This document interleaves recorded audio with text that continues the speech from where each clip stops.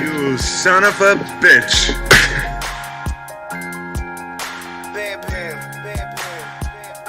Hit you with the drop kick, Marty Jannetty. No, I hit you with the drop kick, Marty Jannetty. No, I hit you with the drop kick, Marty Jannetty. No, I hit you with that drop kick, Marty Jannetty. Let me do this again. Oh, it's live, pal.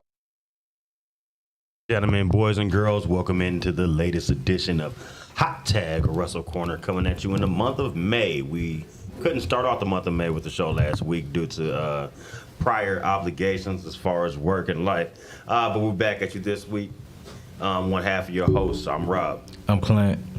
And this is Hot Tag Russell Corner. About to hit you with some news, a little bit of review. We're going to not necessarily touch on anything from last week outside of the pay-per-view from last Sunday.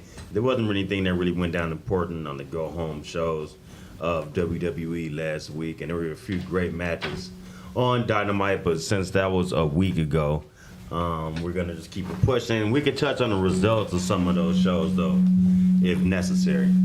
Actually, for Dynamite, I will, because it didn't inform what happened on Dynamite this week. But instead, we're going to start off with the news. This week, a little bit on show programming for us. We should have another show going down next week where we'll do our Double or Nothing predictions, because the week of Double or Nothing, we will not have a show that week. We'll be out of town. But that way, we will watch the show and they can talk about the results of what happened when we come back the week after Double or Nothing, with our next show after that. So let's start off with some news. Clinton, what you got, man? Okay, first bit of news is some sad news. And it involves Virgil, who revealed he has stage 2 colon cancer. On top of he already battling dementia. He writes, it's very shitty right now. To make things worse, now I have stage 2 colon cancer. I'm a fighter but need your help. I can't afford any of the medical bills and would love your support. He has a link for a fundraiser. So that sucks for him. After he literally got diagnosed a month ago with dementia. So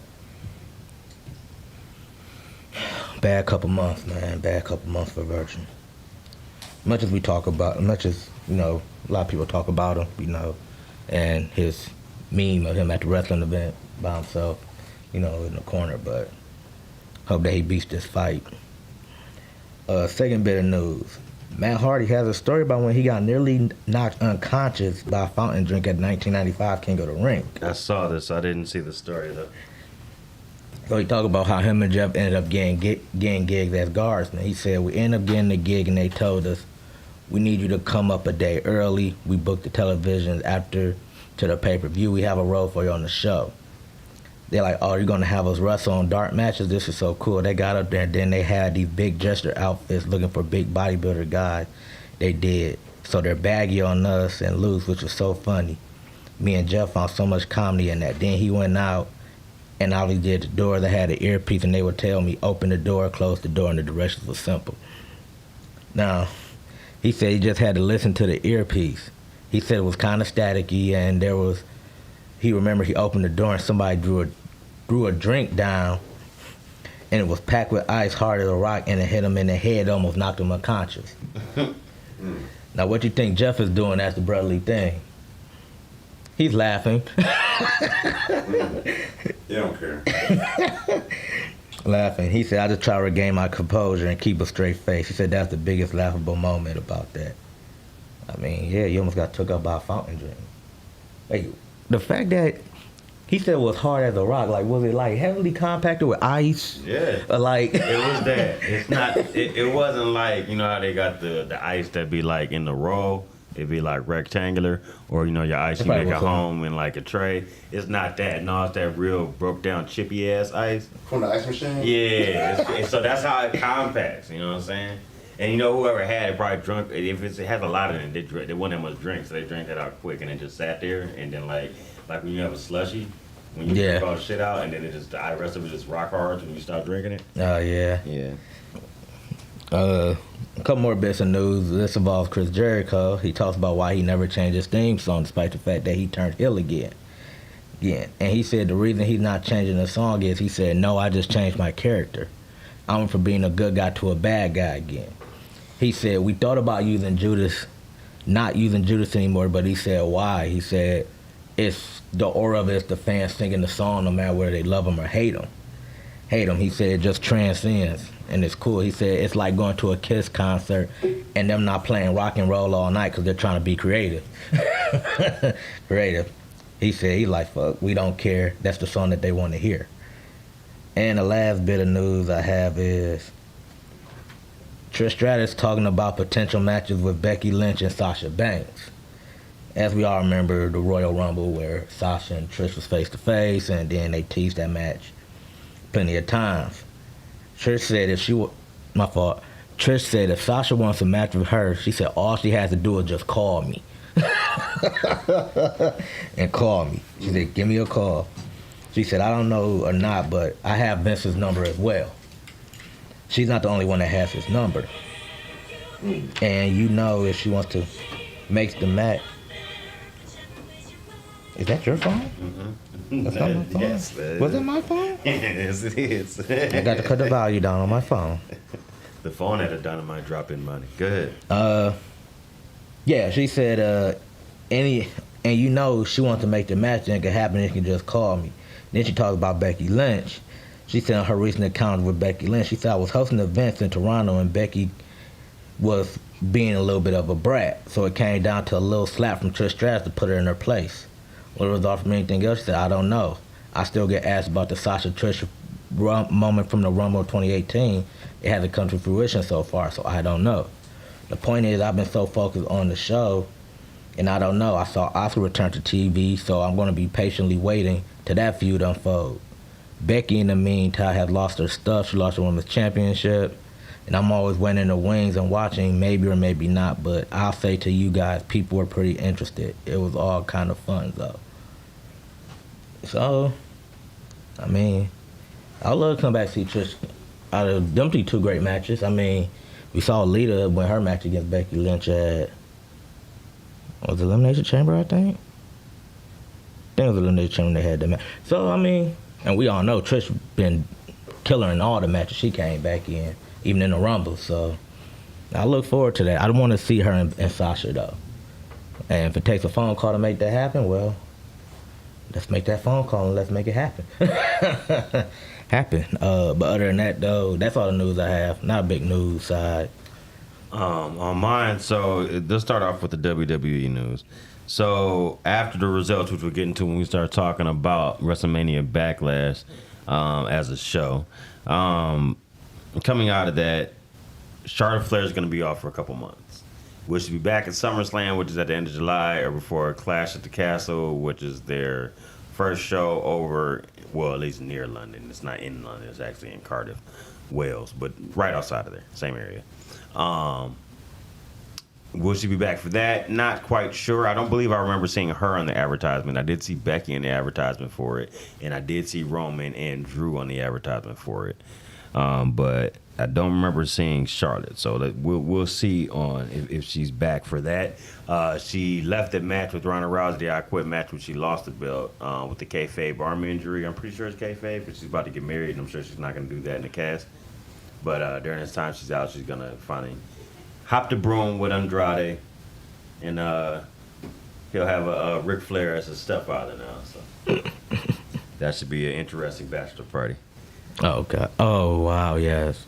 But outside of her taking time off, it looks like the tribal chief is taking time off too, Roman Reigns. He's going to miss the next 10 weeks. I heard rumors he may be shooting a movie. Not quite sure exactly what he's doing across these 10 weeks, but he signed a new deal for lesser dates, so he's technically part-time. So we'll see how long this current storyline he has going on as the tribal chief is going to last, because technically the owner of both world championships at the moment, and then probably by the time they come out of Money in the Bank, depending if somebody cashes in after they win or whatever happens from there, at least one of those belts, I figure, he's going to hold it and be off of TV for 10 weeks. Now, this isn't that surprising because they do have Brock Lesnar all the time when he has the belt, but, you know, Roman recently came out at a house show and was speaking to the fans like, this may be the last time you see me for a while.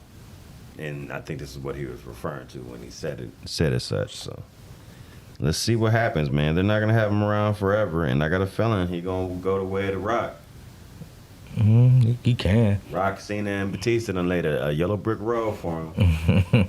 You know what I'm saying? Yeah, he been removed from the Hell of the Cell poster. He's been the top guy for years, so he's made plenty of money while he's been at the company. So he's far from broke. He can make that move if he wants to. He got a cousin who's probably the biggest star in Hollywood right now, can give him an inroad.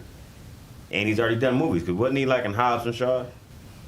I think he was in Hobbs and Shaw, yeah. He's in one of the Fast and Furious movies. Yeah, I mean, he been removed from the Hell in the Cell poster and been replaced with Cody Rhodes. So yeah, something Cody Seth are gonna be one of those matches. So yeah, I can see him take some time off. Also, too, though, I think they can book the storyline to where he can be away for like 10 weeks, probably, and still probably have the Usos do something, which the Usos might take off on their own. This might lead. They can be gearing this up. This might lead to the whole thing. Him and Rock probably some runoff and I don't know how they're gonna do it, but yeah, I mean, see who steps up when Roman is not around, you know. It's probably be dramatic. I think SmackDown has the quality superstar to where you can have somebody run it for 10 weeks, you know, while he's gone. Just when they book it right. But yeah, I think it's the Hollywood route he's probably gonna go. Which I don't understand. I mean, he said it best. I mean, your uncle is like the biggest movie star in the world right now. He can't get you in and out, and he can't pay that way for you. So, have you seen any of what's been going down with Ric Flair recently? He's had a lot of training videos out there with Jay Lethal. He's planning an in-ring return. Where? Who knows? I heard the rumor is him and FTR versus the Rock and Roll Express and somebody else. Where? Not sure. This is semi-believable to me because not Rock and Roll Express, but FTR with Bret Hart as their manager just had a match about a month ago or less in the Carolinas, I believe, and it was on an indie show. So I can believe this happening. You're not going to get this on one of the majors, but I could totally see that happening. He has videos out currently. Dave Meltzer quoted as saying, I don't know more details. Flair told me it was a secret. Said it'd be him teaming with FTR versus Rock and Roll Express and another teammate, and he's training for the matchup. Flair hasn't wrestled officially since September 2011 with TNA, and he turned 73 in February. oh man, that poor TNA run. He did have that woo off with Jay Lethal though, so that was funny. I mean, yeah. That was always classic. That's when he had dropped the elbow on his coat. That's funny. It seemed like Flair was getting more and more pissed off because he was mocking him. It's the fact that Flair's gonna be 73. Don't he got a pacemaker? I wouldn't doubt it. He was in He was in the hospital for like heart-related issues. Yeah, I think he got a pacemaker, I think. Here's an interesting story. So Kota Ibushi shares messages alluding to the tension that he has with New Japan Pro Wrestling and believe he's been sexually harassed by their bosses. So it sounds like he may be leaving the company. Wow. He said he caused the start to sharing some messages on social media.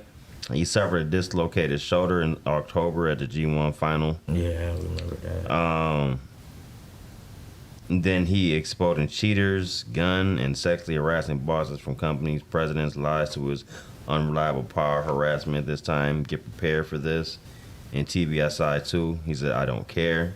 So I guess he's been going through a lot of mistreatment from the higher-ups in New Japan.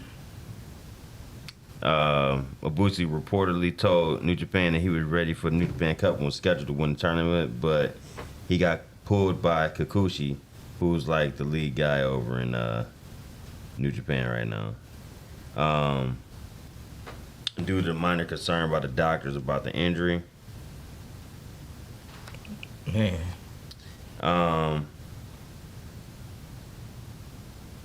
So as a reply, here's Ibushi, and Kikuchi came out, who is, like I said, the leader of New Japan right now, currently, like current president or whatever. He had a chat line with him where Kikuchi said maybe we should end your contract with New Japan. And Ibushi said, if I'm told so from New Japan's side, I can't complain. I'll get things settled. It's fine. You just fire me. So I guess he's looking for it. And Ibushi said again in another message, as we discussed, it turns out that what's black is still black. I'm not a robot. Kikuchi stinks since he wanted me to return before Wrestle Kingdom if I was healed up. I endured it though. If you know what's going on behind the scenes and if you've been in the business for no less than 18 years, I don't think it's a negative thing. I take it rather positively. I'm very, very calm, but thank you for your concern. Kikuchi came out again and said, don't you think it's wrong to make an appearance without permission? Maybe we should talk in the office. Ibushi says, you came at me at the end of the contract, so I thought that's what it was. I accepted it. I don't think it changes if we talk. So Bushi's having problems over there, man, and I don't know if this means he'll lead to getting picked up by a company in the States. He's been part of shows in the States. Remember, he took part of that tournament in WWE a few years back. Oh, that's crazy. The whole He felt like, to round it out, if you couldn't read through the messaging I was reading there, but he was basically saying they tried to force him back from injury earlier than he thought it should have been, and then when he thought he was ready, their doctors in turn turned around and pulled him. He almost felt like it was on some spiteful shit because he couldn't come back when they wanted him to. So when he was ready to come back, they was like, not so fast. I feel that way. I would feel that way. And I don't know about the sexual harassment part. That's him, and he said in the statement. I just haven't heard more in that to speak on it. I'm only speaking on what I get from the messages and what he's been putting out. But he's not happy, and to my guess at this point, he's one name that's definitely not going to be on the Forbidden Door show. And possibly, damn simp, I think he jinxed it. Shout out to Tim Fairbanks. Hope he had a good MMA show going on. He's been trying to put that together for a while, really. But I think he jinxed it when he started talking shit about Naito the other day. Naito has an eye injury that he's been dealing with for years. He finally got surgery on, and they don't know if he's going to make it back in time for Forbidden Door either. So that's two big names that might not be on the card. But we're definitely going to get Okada, though, so that's cool. And we should get your boy Ace. Okada said, count me in. I'm there. Ain't no way I'm not. He said, how you going to have the show without me? Basically is what he said. I'm cool with that. He said, if I get Okada and Ace, I'm good. And he said he don't care who he fight. He's like, Moxley, Danielson, it's whatever. Punk. You just want to fight somebody. Yeah, he said he down. Got some news about your girl, Hikaru Shida. Holy Shida recently put out some comments about why she was pulled from the Owen Hart. The injury with the match against Serena Deeb a few weeks back was kayfabe. They used it as part of the reason why they pulled it from the tournament, but it's more of, I think it's visa issues, her being an international wrestler and trying to get back in time for the tournament and stuff. That's what ended up. That's what she said, yeah. Yeah, that's why she ended up getting back in time. Yeah, exactly. That's why she said she's fully healthy. She says, I've already had 4 matches after the 3 fights. This finished the greatest fighting musical show. It seems that I've been injured. Japanese wrestling is nothing for them. I am so sorry. And couldn't be in the tournament, too. A lot of people say that was her taking a shot. I heard a lot of people, I heard her say that. And it's not that Japanese wrestling is nothing to them, I think. I just think it's the visa issues and everything. It's not like they can make total accommodation to put one show off because one performer is somewhere else across the country and can't make it over. I mean, yeah, but the show goes on, as the quote goes. Yeah, I'm assuming it was a kayfabe injury. She was saying that she didn't even know she was pulled from the tournament. Like, she wasn't even known. Then I guess they said her and Tony Khan had like a conversation, and then that's when she put the issue out about the visa. I don't know how that whole thing went, but her earlier messages seemed that like she got ambushed by the fact that she got pulled from the tournament. So I don't know. It seems like everything between them, everything is cool though. I mean, I understand the whole thing with the visa issues. I mean, COVID unfortunately like starting to pick back up a little bit. Mm-hmm. I mean, I don't know, but as long as everything between her and Khan is cool, which it seems like it is, I mean, I don't think it's a major issue. I mean, I don't think she was taking a shot when she mentioned the thing about the Japanese wrestling. I mean, let's be honest, like, you can make I don't want to say you can make an argument, but like you can say Japanese wrestling's probably one of the best probably the best wrestling in the world. I mean, I would prefer to watch some of their women matches or some of the women matches here in America. I mean, Yes, definitely. so I mean, And they're giving more time. so to it's not work a, and it's stuff. not a shot. It's not a shot that she's taking, but in a way, she's spitting facts though. I mean, like, it's just a lot of people don't watch the women matches over there in Japan, you know. Mm-hmm. But if you watch them, some damn good matches over there though, and they get time to. They go 30, 40 minutes. They go like the dudes go over there. So, but yeah, so. Anything else on the news front? Yep. So yesterday, New Japan hosted Capital Collision in DC. And here's some results from the show. Carl Frederick defeated Ren Narita in the opening match, followed by Team Filthy, which is Tom Lawler, J.R. Kratos, Royce Isaacs, Jarrell Nelson, and Danny Limelight defeating Fred Rosser. What was his slave name? He was in the Impact Players. Not Titus O'Neil, the other guy. Oh, Darren. Darren Young. Yeah, he was Darren. His slave name was Darren Young in the WWE. Tangaloa, David Finley, Yui Uemura, and DKC. Chase Owens defeated the Great O'Khan. TMDK, which is Jonah, who was formerly Yeah, but I know Jonah was formerly Bronson Reed in NXT. NXT. Such a waste of talent. Such a waste of talent. Bad Dude Tito, Mikey Nichols, and Shane Hayes. Not waste of talent on his part. Waste of talent on WWE's part. He was one of the first casualty victims of Triple H being demoted. His team defeated the United Empire, which is a team of Jeff Cobb, Mark Davis, Kyle Fletcher, and Aaron Henare. Bro, I want to watch this match. Go back and check this one out. Brody King defeating Minoru Suzuki. Murder Grandpa getting beat by Brody King. I know that'd be a brutal beatdown between the two. Definitely probably not one-sided. Tomohiro Ishii defeats Eddie Kingston.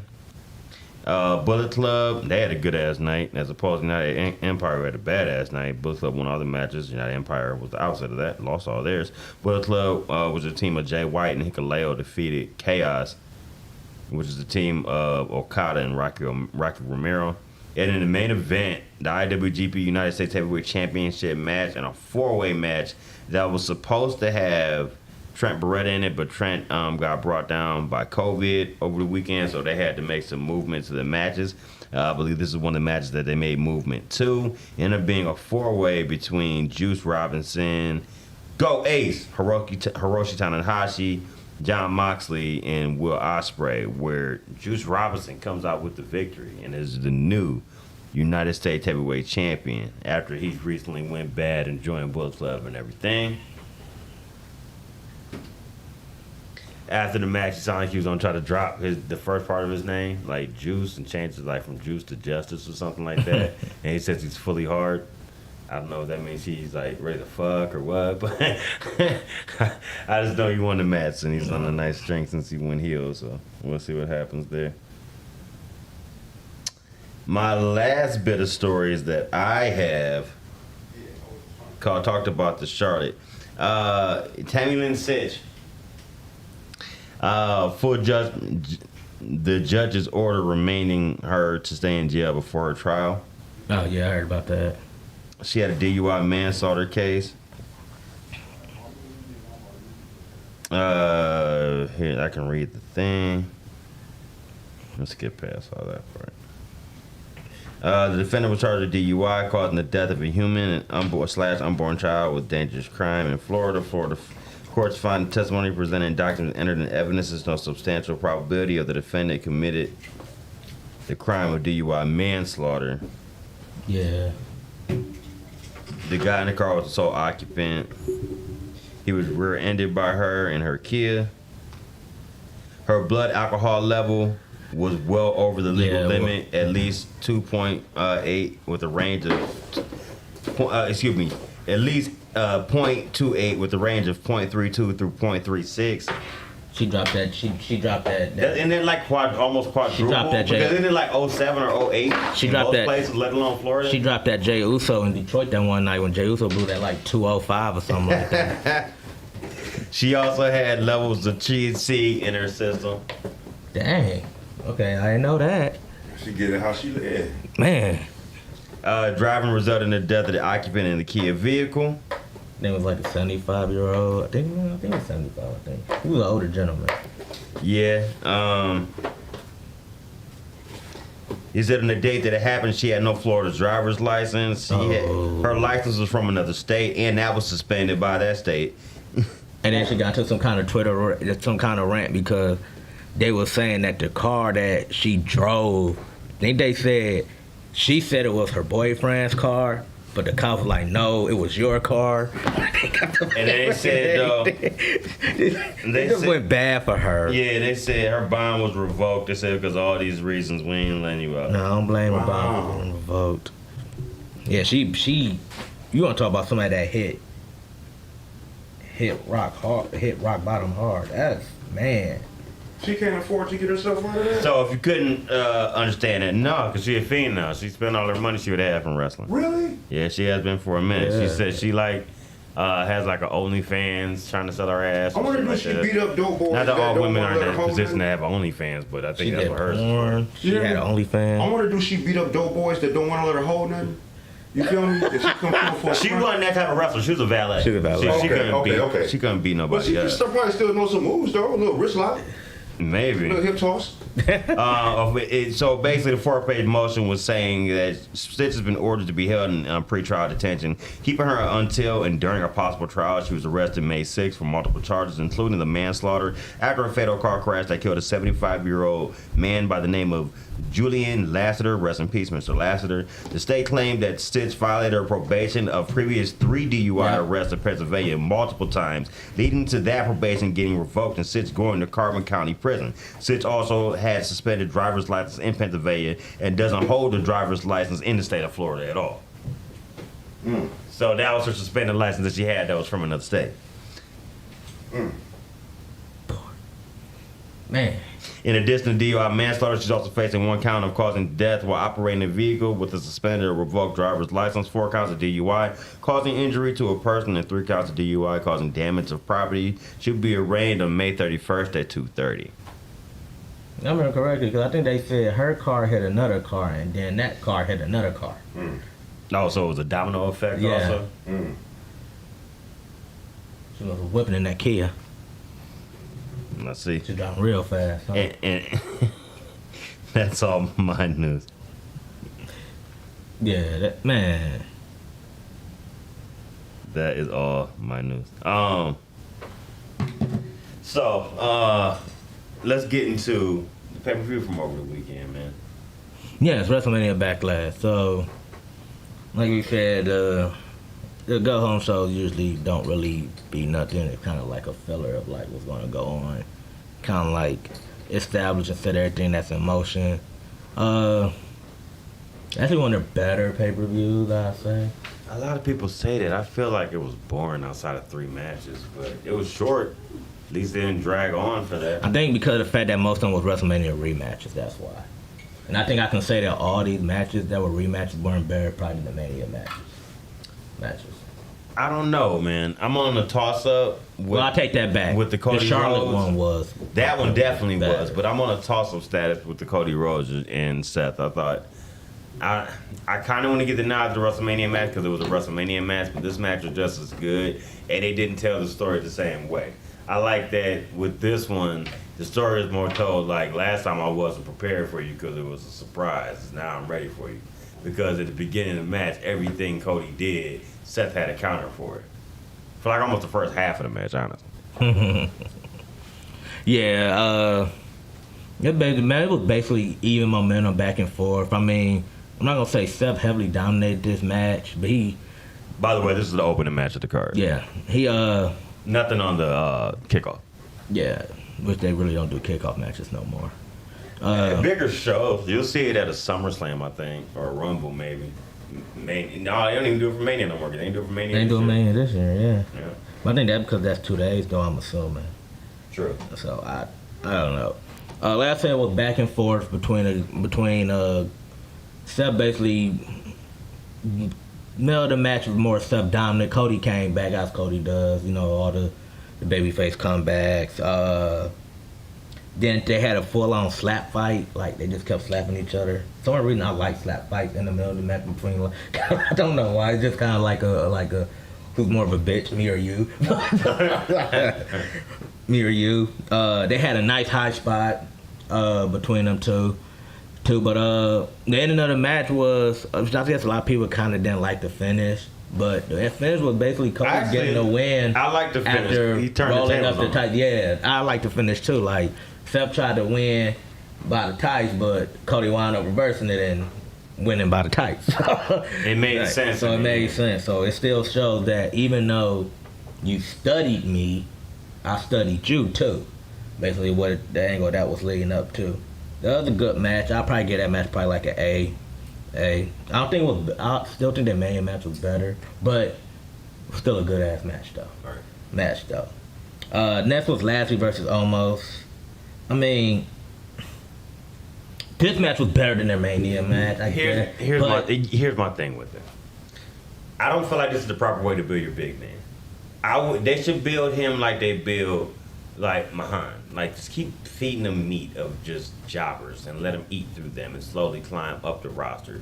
Like, I feel like they went from the AJ thing straight to Bobby Lashley. Now, Bobby Lashley got to lay down matches for this cat, which, in the end of the day, I don't believe Bobby Lashley would actually lose to this man in the match if they had an actual, like, their Mania match, for example. He need to go back to how he was it And how it happened. I think it makes the big man look weak because 9 times out of 10, that's how he's going to win his matches. Is MVP sneaking in there with a can on somebody's ankle or some shit. It's not going to be because he dominated them. He need to go back to how he was. I remember his match against at Mania where, like, he had the New Day running scared. Like, when he was just throwing them around like that. And it's crazy because Vince was high on him. Like I'm assuming, I guess he still is, probably paranoid with MVP probably. I've heard that you can but- honestly tell who's going to get fired next by the people that they start to promote. And he said the moment that he started coming up on the roster was the end of the day for Braun Strowman and technically the other cat that came up with him, Babatunde, because he ain't doing nothing with Apollo Crews. Matter of fact, he jobbed out for almost like a month ago. Yeah, he did. Next match on the card was AJ Styles and Edge, which is another WrestleMania Good match, stupid ending. Though I like what it produced out of the ending, but continue. That's probably the good We'll thing get there. about the ending of the match. We'll get there. This match basically was Stipulation was Damian Priest was barred from ringside. Continue. so basically this match was the crux of this match was basically Edge targeting the arm of AJ Styles throughout the course of the match. And it was a great match. They were And going again- head to head. I love them matched up together. I think they work great together in the ring. Again, Damian Priest was barred from ringside, but his presence was known. He made his presence be known anyway. Nah, but here's where it got dumb. He came out, and then they tried to say, "Oh, well, technically They tried to he's dig- not they tried at to dig- ringside. yeah. He's just in the aisle way." Same shit. What you talking about? Which And it ended up being a distraction anyway, which is the reason he would have been barred from ringside to begin with. Once again, you kill your own stipulations in this shit, and it makes it. That's when he waters down the match. So everything I just seen before this, you could toss out the window like the baby with the bathwater. It's like, who cares now? Anyway, which continue. led to Finn Balor coming out there, and then which led to a spot where AJ Styles goes to the top, and then he get pushed off by some mask Hooded figure. hooded figure. I'm about to say hooded figure, hoodie figure, and that leads to the win. And then revealed that it was like a lot of people. Edge probably made him knew tap it. with the deal. Actually, he didn't tap. I do like that part of the booking. He passed out. He didn't give up. That's a better look than just tapping out and saying I quit. It's revealed to be Rhea Ripley. After all the rumors, and it makes sense. And she dyed her hair black, so make her look gother. You know what I'm saying? And I hear they're supposed to be adding more to the unit. I would like to see them add a full tag team as I think they opposed to just should. one person. Yeah. Because here's my thing. I think great stables are like you have your 2 tag teams, like the Horsemen. You had your 2 tag teams in there. You had your main guy, which would be Edge. They don't have a tag team person yet. And then you have your mid-card guy. Arm would have been for the Horsemen. For them, it'd be Damian Priest. Now they have a woman, which the Horsemen didn't have, so she could dominate over on the women's side. That's dope. I feel like a faction like this, you should have somebody in your faction that can dominate every belt on there. So then that would make sure y'all have all the belts because I have a main card guy, I got a mid card guy, I got a woman, and we got a tag team. So I like to see them add a tag team as opposed to adding one person because I feel like that one person will kind of negate the role that Damian Priest would have because wouldn't he be a mid card guy too? Because like ain't like they got a cruiserweight division that they care about. He held the U.S. champion, so he probably would be the mid card guy. I do think exactly. I do think they need to add a tag team to it. A tag team would be perfect. Yeah, they need to add a tag team to it. I mean, that whole thing has been like. You know how I nominate? That whole thing has been who? The Viking Raiders. Let's turn them heel. You can take that stupid ass. You can either keep it Viking and make them more vicious Viking, like that movie The Norseman or like that TV show Vikings, or you can just drop the whole Viking game in period and just make them more vicious like they were back before they got brought up to main roster. Back like when they were in the Indies and in New Japan and stuff, and they were the War Raiders. You know what I'm saying? You're not doing anything with them anyway. I don't think it'll be the Viking Raiders. Who would you suggest? Raiders. And when I get to NXT, I'll tell you why it probably won't be the Viking Raiders. Viking Raiders. The thing is, I'm looking at all the tag teams, and I'm looking like. That's why I chose them. Like, looking at the tag teams, like they're not doing anything anyway. Now, Edge thing with this whole group is people that he felt like been looked over or stepped over or like been reared to the back. I'm gonna throw a wild card out here, and it's showing signs of them. Now, again, it's a wild card and it's throwing something way out there. Could you possibly do the Street Profits out there? I mean, it might not match because of the golf thing, but I don't think it matches because they're black. And I'm not saying it's not a race thing. Wait, hear me out. Let me correct myself. Let me finish the statement. It's not a race thing when I say that. The motif of it being goth, they don't come off goth to me at all. But I think that would make it more better though, because it's like we're not just taking all these golfers. So they're being diverse in that way. Because Edge thing gets people who get shot and looked over. How many times have the Street Profits been getting looked over? I definitely see where you're coming from when you say. And they got the charisma too. They can take out. That's why I want to check myself. Like I don't make it seem like it's a race thing. It's not a race. It's not a race thing. Probably the best. It probably would be. I don't think they fit that motif that it seems like the Judgment Day is going for. Where they come off more metally, edgy, moody, you know what I'm saying? And even if they are moody, they're not metally at all. Come on, they're hip hop, bro. Like, just be honest with it. So yeah, they are. That's why I just feel like it doesn't fit the motif. But them turning heel, they've been teasing it already, so I totally see that part of it, and I could get that. Yeah, it's not. Again, I'm not pitching the Street Profits to the fact that, like I said, they're garbage. I'm putting the fact that way the main focus of Edge's stable is. And I mean, when I'm looking at the one tag team on Raw that's being looked over, I mean, it's the Street Profits. At least you go. What you gonna go? Alpha Academy? No, but that's probably why I said the Viking Raiders because they weren't even on TV before this recent incident with NXT. At least the Street Profits stayed on TV. Yeah, that's why I didn't say the Viking Raiders because I know I'm gonna see Damian Priest and Rhea Ripley on TV every week, guaranteed. They ain't gonna see them on TV every week, and it's not due to their fault. If they booked them into that stable, they would. I mean, I don't know, but what was Jey Uso doing before they brought him to the Bloodline thing while his brother was out? You know what I'm saying? For example. I mean, I think that's I agree with you, Fred. They need to add a tag team because most of the dominant stables have been you have the guy that can fight for the champion. The main title, the mid card. You got the woman, which is I like the fact because most of them don't really have one outside DX. Like, and even then, China wasn't really a fighter; she was more of like a bodyguard, valet type when she was with DX. But now you actually got Rhea Ripley, who somebody can actually kick ass and like. Yeah. So maybe they do need to add a tag team. Question is, what tag team would they add, or would they just add two members together and just throw them together as a tag team? I mean. Next up, my match of the night. Which is, hold on.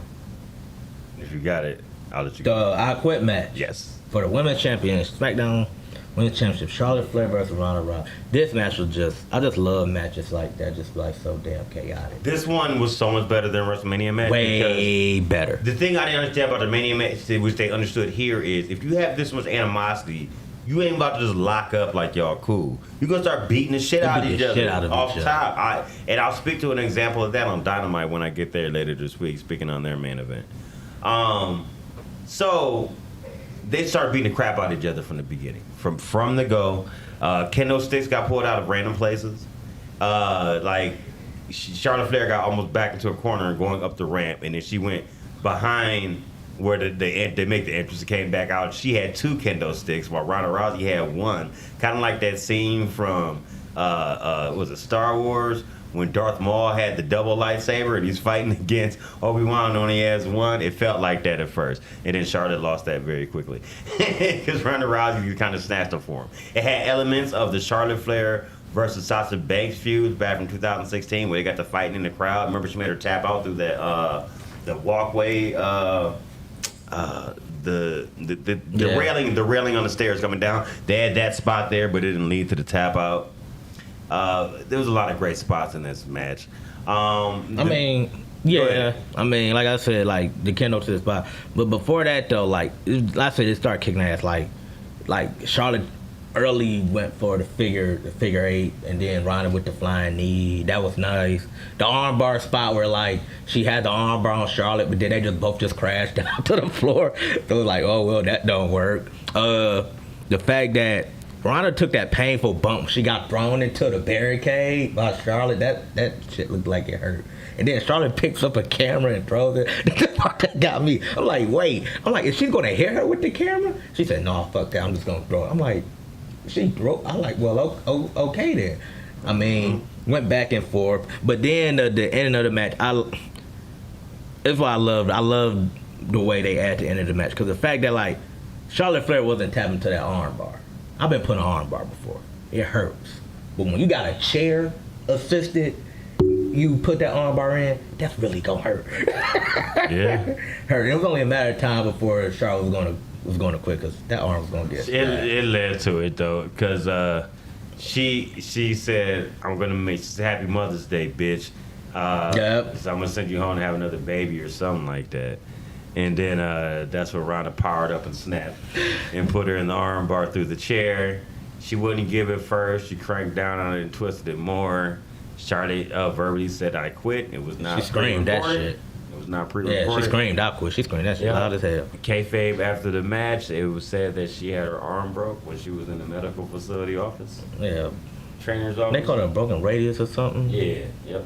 Like, okay, I never heard of a broken radius. I mean, again, just an arm, just say broken arm. I mean. Yep. That writes her off of TV, and that's that. But a good match. Good match.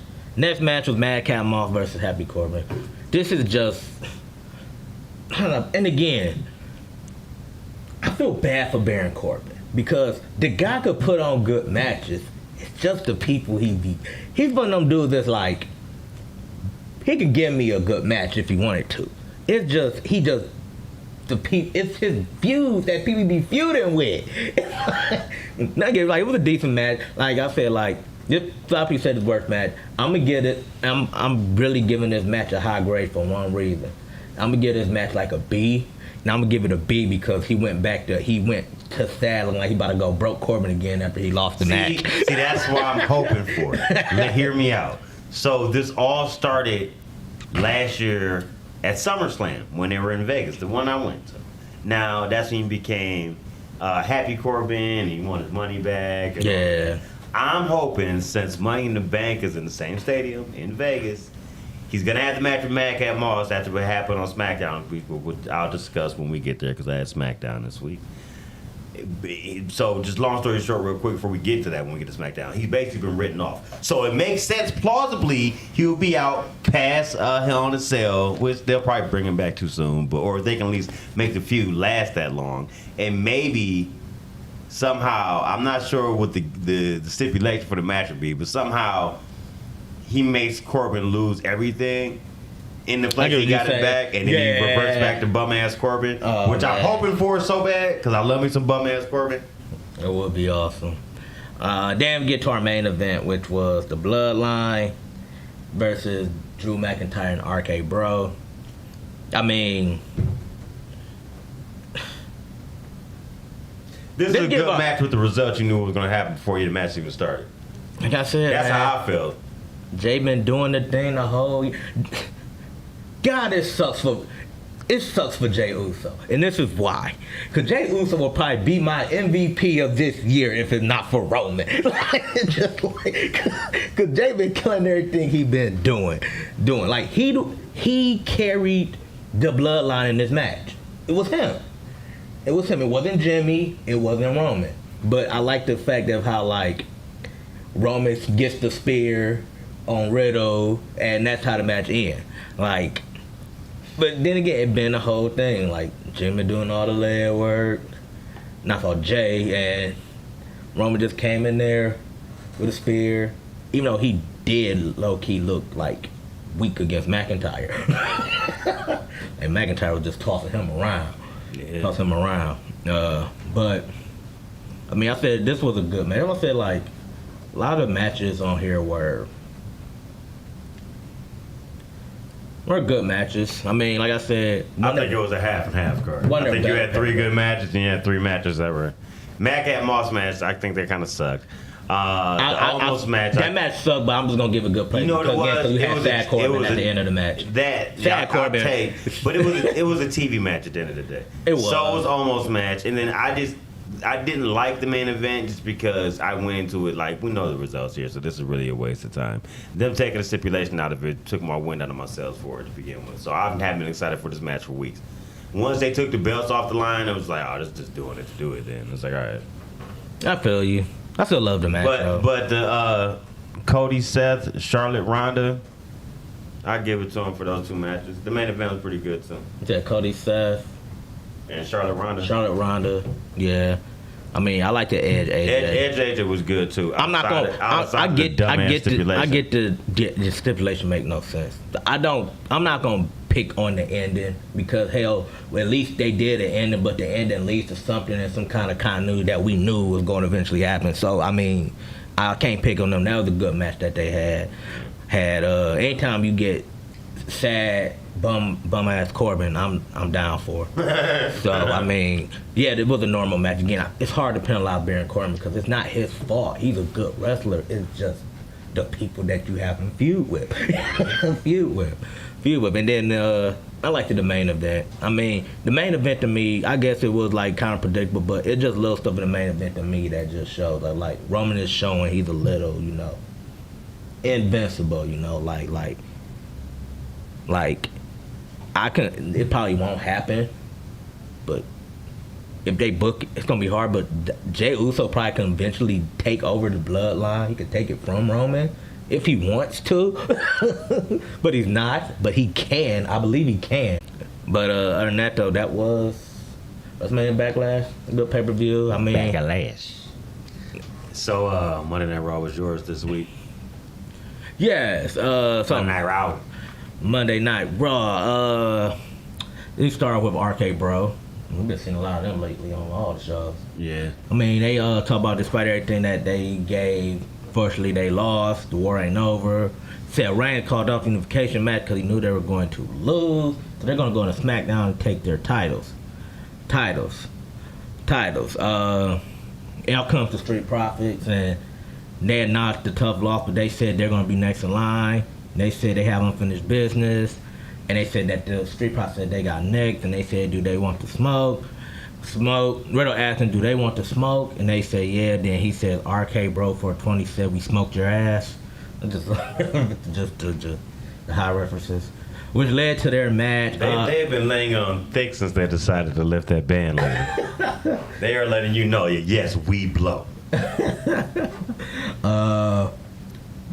Which led to the match with RK Bro and the Street Profits for the title. Great match to start the show. They have done that like 2-3 weeks in a row. To be honest with you, Raw's overtaken SmackDown in the last 2-3 months.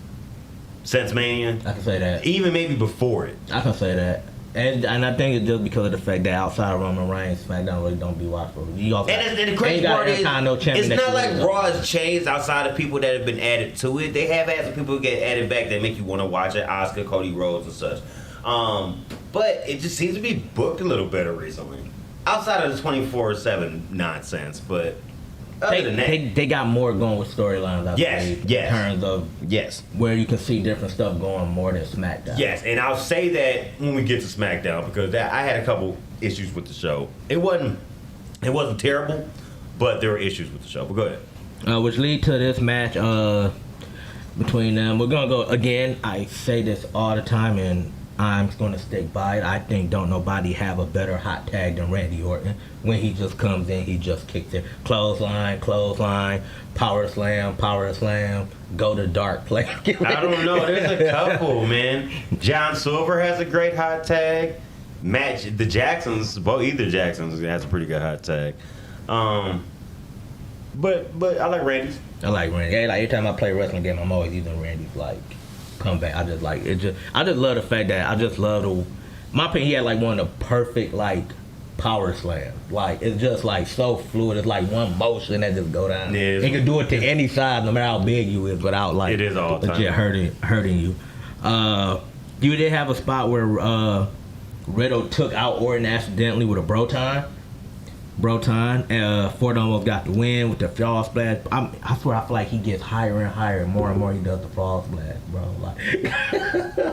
Like it's one of the best. It's probably one of the best moves probably in wrestling today. His frog splash. It's just like the elevation he gets from it. Yeah. From it, man. He tried again, but Riddle caught him with an RKO as he flew off the ropes, which allowed RK Bro to get the win.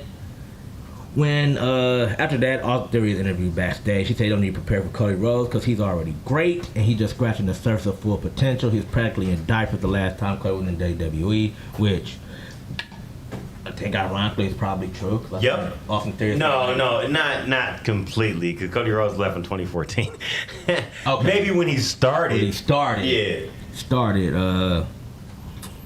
Started, but yeah, he said he don't give a damn about the past or the respect. He's all about the future. Next we get Judgment Day, which Ed basically said he formed because he's no sheep. And what do sheep give him? A Hall of Fame ring that's bigger than him, a broken body, some asinine comments from Internet Warriors. I love this promo, by the way, by Ed. And I feel like he lays it on too thick for his heel role when he's like talking about. He shouldn't be talking about the fans. Yeah, that. You just took. I didn't have to finish saying it. You know what I was talking about. Like that was the edgy man. He was an artist, like we was right. And he's using all these big ass words like mountain of omnipotence and stuff. That's what, but that's one reason I like that though. What I do like about it is, like, you know what? He has the mount. He has the mount. Here's the problem with it. I like the amount of the omnipotence, even though it's a lot to say. It's a mouthful. WWE, they're good for that. You know what I'm saying? Like using the word stupendous as the tagline for Mania this year, for example.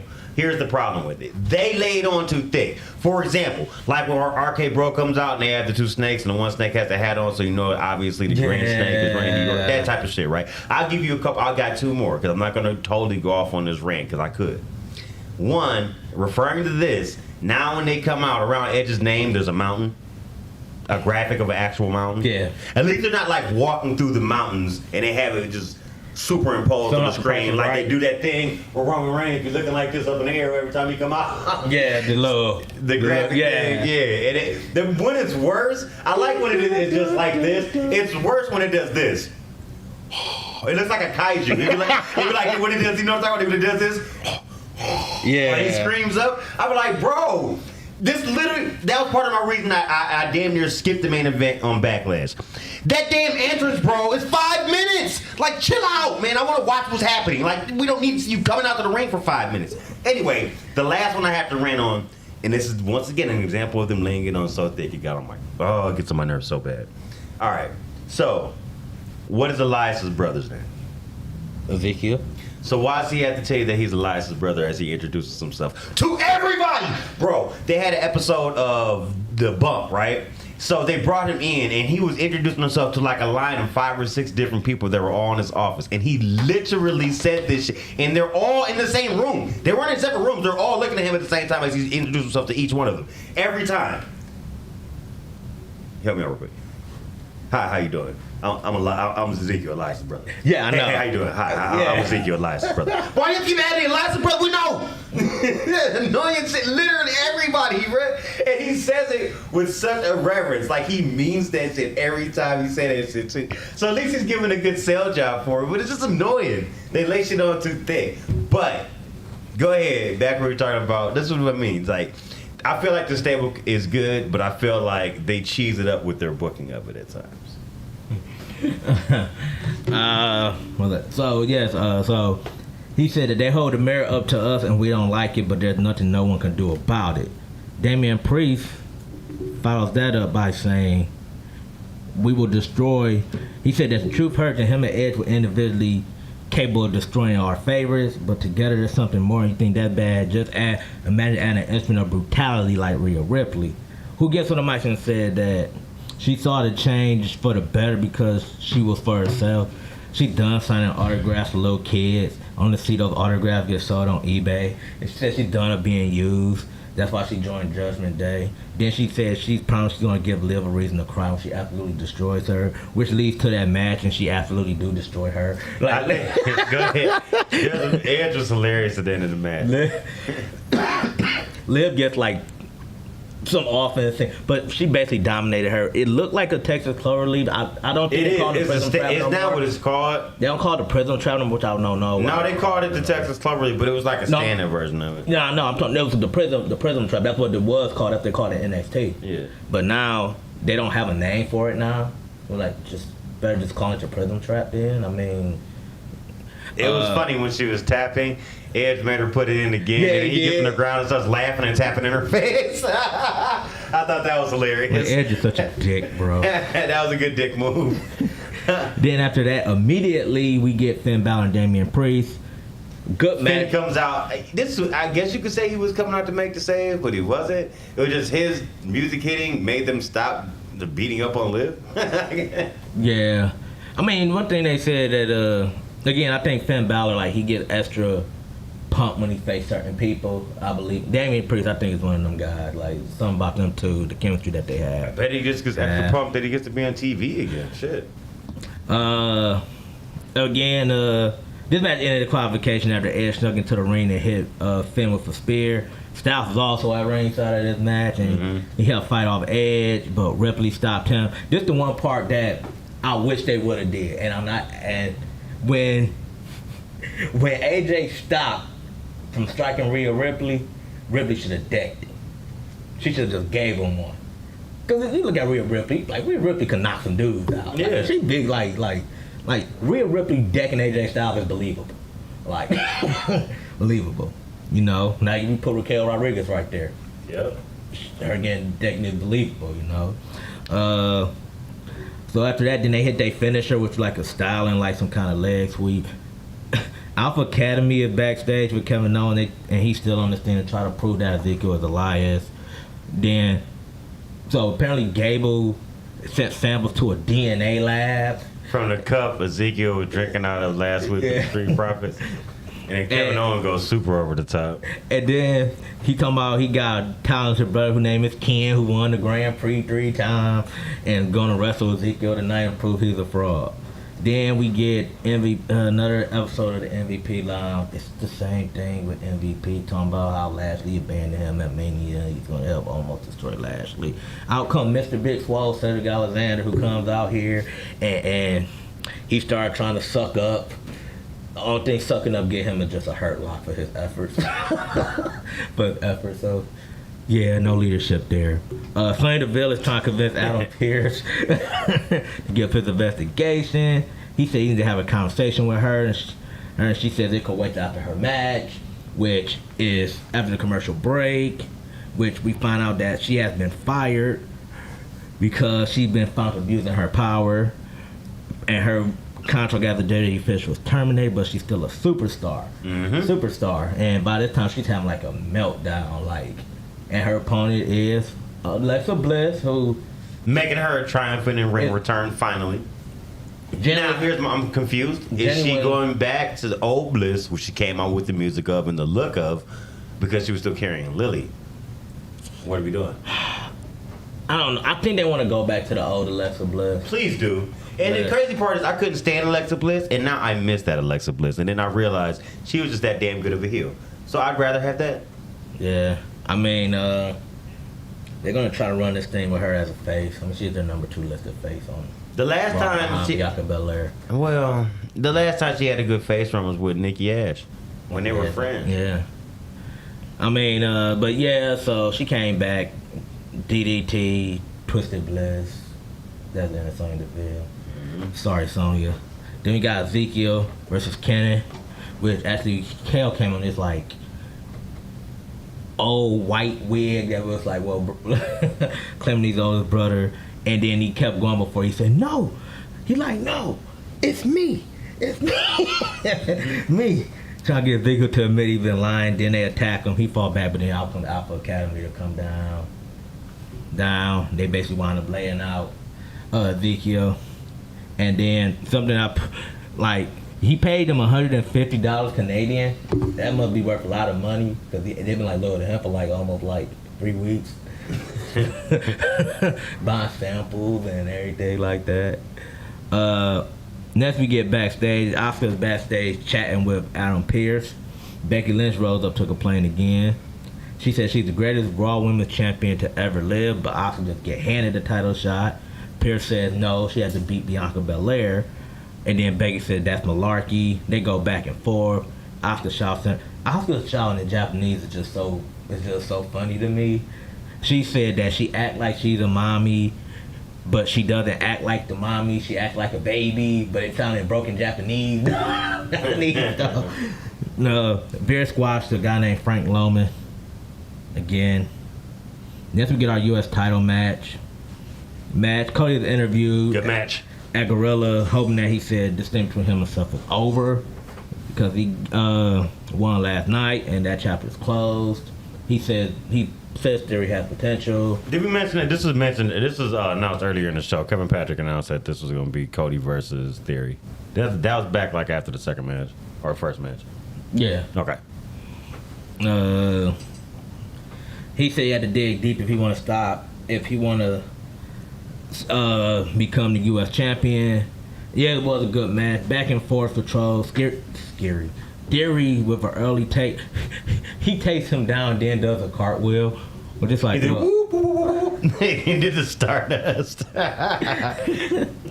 Which is funny because if you watch Cody's Broken Skull session with Stone Cold, he told them in his contract he wanted no reference to Stardust to be brought up at all, and then he keeps routinely referencing it. He did it in the first match. Seth did it in the match from Backlash. Austin Theory done did the shit. Man. But I said back and forth match. Then a couple palm strikes. Theory fired back with a cheap shot while they were on the ropes. Quick pace during a commercial break. Then having that very commercial break. The heel is dominant, which is Cody Rhodes. Rhodes is getting dominant. He makes a comeback, gets a moonsault off, which almost gets him the pin until he hits the crossroads. Then out comes Seth, so this nigga ain't over, and he beat him down. Gave him a stomp. He stumped him on the announce table. And then what made it funny was after he did it, like later, he posted the picture up. It's Cody's face on the table with just his foot, which was yeah, Seth Troll gave us spectacular. So they probably will wind up meeting that Hell in a Cell. Next, we get Boston Globe versus Doudrop and Nikki ASH, which is just another makeshift tag team thrown together. Naomi gets the early advantage, twerk a little bit for basically mocking Doudrop. Then she just get crushed by Doudrop. Come back, basically, oh, excuse me. They managed to corner Doudrop for a double team move, but then they tried a high risk move and Banks got caught off the rope and got flattened. Then Nikki ASH come in and she just goes crazy. For some reason she got distracted, and then she get hit with Rinse Due and they lose the match. Rinse Due. After the match, she basically just yells at Nikki and tells her, when are you going to start taking stuff serious, which, like, this thing was a joke, just like her character has become now. Next we get your boy, I forgot, it ain't Tommaso Ciampa no more. Ciampa versus Mustafa Ali. And let's get to this match. Miz basically came out here and said he's tired of seeing the way that he's been treated since he came back. So he's going to rep this match to make sure everything goes fair. You know what happened in this match. Fast counts for Ciampa, slow counts for Ali. Ciampa gets the win off a fast count. Enough of that match. Next, R-Truth is backstage with Darren Brooke and Tamina. This goes back to last week when they both got served with divorce papers. papers, but he said it's like 21st century just became like a whole what's the name. And they agreed. Marriage court. And they asked them, are they sure they want a divorce? They said yes. Reggie and Tozawa roll up, and they get served a divorce paper. Tozawa runs away. Brandon accepts the papers. And then Tamina tells Truth to go chase him down and give him the papers. And then he tried to convince Dana, but Tamina slaps his hand out the way and then takes Dana away. Becky Lynch comes out here for commentary for the main event. She was wearing like these shades, which was so funny. Them shades were goof as hell, bro. They were like a visor and a shade all in one. It was really I weird. know, yeah. It was kind of like a la V. Stefano. What's his name? The dude that used to own the Clippers who got found as racist. Donald Sterling's ex. Or his mistress, I would say. Remember she wear those tie-dye colored, like, long-ass fucking visors that, like, covered her whole face? This one didn't cover Becky Lynch's whole face, but half of it, though. Continue, though. Great match, too. And actually, I will say one thing from last week we didn't touch on.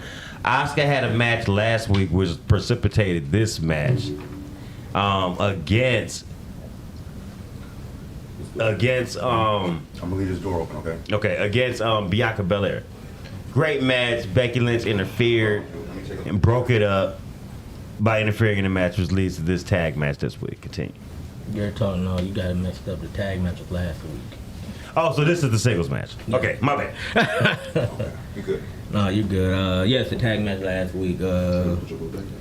Basically, this was one of the matches where you had like two true baby faces, so it was more like it was a respectful style that they were working in. It wasn't more like scrap, more like grappling and shit. It wasn't like. And it was a I really would give good match. Asuka her props. What was that move Bianca tried some kind? No, it was the glam slam Bianca tried, and Asuka like rolled it up to like a near fall. I'm like, damn. I'm like, okay, so she put that in her arsenal now. Like, okay, she ain't just a striker / kicker. But yeah, Becky comes in here. She attacked Asuka's leg. No, my fault. She grappled Bianca's leg, which leads to like assuming Bianca wins the match. Yeah. DQ. Then after that, she takes out Asuka, hits her with the manhandle slam, and then she basically stands tall. But by the way, this was the third match of the night that ended in disqualification due to outside interference. 3 out of 8 matches. I still thought it was a decent show, but yeah, it did happen. It did. Can't bullshit it. Like that's just ironic, ain't it? What's going on with NXT? Hold on, let me put my NXT notes. That's SmackDown, NXT, boom. Which NXT, poor NXT. There ain't no poor NXT. They turned it into a tits and ass show. That's what it is. Poor Triple H. He looking like, where did my product go? He looking at NXT. Anyway, we're gonna start with the main event, which was Roxanne Perez and Wendy Choo versus Toxic Attraction. So Perez, when she comes out, she got everybody from Toxic Attraction distracted, and then here comes Wendy Choo from the top. She takes them all out with a crossbody off the top rope. Got to a good start, but then JC Jane comes in there with a net break on Perez. That swings the momentum. Choo gets the tag, but she gets isolated to the commercial break. Perez gets a tag. She hits this nice standing moonsault, which I felt was a good move. The crowd. This one time I say when somebody did a nice move, the crowd like let the performer down. Like the move was raw, like she got a bigger ovation than what it got. But then again, it's probably because she's new and ain't nobody really, like. Anyway, Mandy gets in the ring late. Choo takes her down, but that leaves Perez to eat a super kick counter after she goes for the code red. Gigi Dolan gets the win. That's a win for Toxic Attraction. Perez is laid out. Wendy Choo comes in here and try to fight all 3 of them, but you know what happens. She gets whooped down for Numbers game.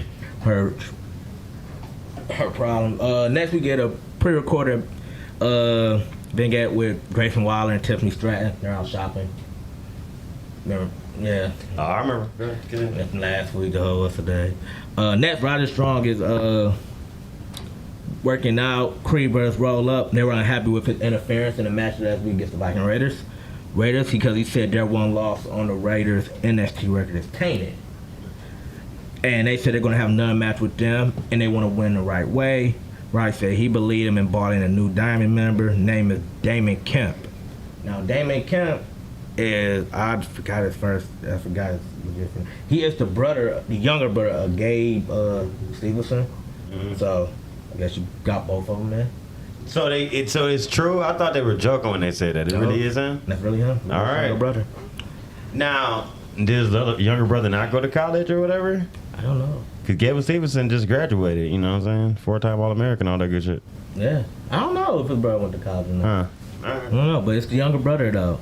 And the Creeds weren't happy because additions are usually group decisions. Then we get to we still got Joe Gacy and Bron Breakker. This thing is still a thing. Now, we didn't get to this last week, but So we weren't here last week. yeah. So they had their match. Bron Breakker winds up retaining the title. Against Gacy. Yeah, right. That's spring break. He gets kidnapped after the show goes off the air. So basically the Jews come, they put him on the Wilson, and they take him away. So we're doing the kidnapping angle again. First you kidnapped his daddy, now you're kidnapping him. Him. But this one apparently it went Is this on. gonna lead to a cinematic match of some kind? I hope not. I want this whole thing just to end. And no, anyway, he comes out with his minions and he tells Braun that he's better, that when he left him in the wilderness last week, he would have a face in the next chapter of his journey. It started months ago, and he showed that no matter who they are, they can be part of change. He has 2 men, he said, that separated themselves. They proved their worth. They went beyond and committed to his cause by taking an extra step. He said once his message has been received, there are faces to change. The expansion has begun, takes place one person at a time. Then he asked Braun, he gave him a personal invitation and said that he can join them and be part of their movement, be part of this change, and the result is joy, affliction, and hardship awaits those who resist. Yeah, that. The end of that. We get to some good stuff. So we get Saray again, who's the schoolgirl this time. Again. She meets up with Andre Chase, Buddy Hayward, Chase U. She requested a mixed tag. This is the part that's funny. She requested a mixed tag match with Chase in Japanese, which he looked stumped by. But for some weird reason, Buddy Hayward know everything that she's saying. And then he was like, I didn't know, Chase, you had a foreign language class. We were like, when did we put that in? Like, yeah. But he agreed. It's going to be them two versus Stratton and Waller. We get Ivy Now challenge, which is kind of like what they were doing with Bianca Belair in a way. First time they're doing push-ups. Dude dropped out at like 83 after 83 push-ups. He dropped out. She said if you can't win, you gotta go. They go to 90. Do another challenge later. We get the women of the breakout tournament, which we get the brackets, which is Ariana Grace versus Nikita Lyons. Of course, we know Ariana Grace, that's the daughter of Santino Marella. Fallon Haley versus Sloane Jacobs, who is 19 years old. She's the youngest competitor in this match. All right. Kiana James versus Roxanne Perez, who had her match earlier with Wendy Chu. And then Lash Legend versus Tatum Paxley. We get to the first match, which is Fallon Henley versus Haley versus Sloane Jacobs. Now, mind you, Jacobs only 19 years old. She was going to lose this match. Fallon has the gimmick. She's the kind of more, it's hard to say the more what's name, because she don't really do much really neither on NXT in terms of fighting. Anyway, Sloane basically looked like a generic wrestler in this match. She got in a good amount of offense, and then when Brooks and Jensen came out, the cheer on Fallon, it's like she lost her confidence for some weird reason. Like, I guess, depending on the fact that she was 19, I guess she thought she didn't have nobody in the corner, I don't know. But again, it's something that she get better with. She'll become a better wrestler, I believe. She didn't really impress in this match. Then again, the match did its job. She was basically there to like do some moves, take the L. Right. Next we get Escobar backstage, who was with Legado Fantasma. He said, when you live in a world, you treat disrespect with a swift response. They kidnapped AJ Galante after they had a sit down last week. Tony D'Angelo and his crew are going to learn the hard way that you don't get up in Legado's business and walk away.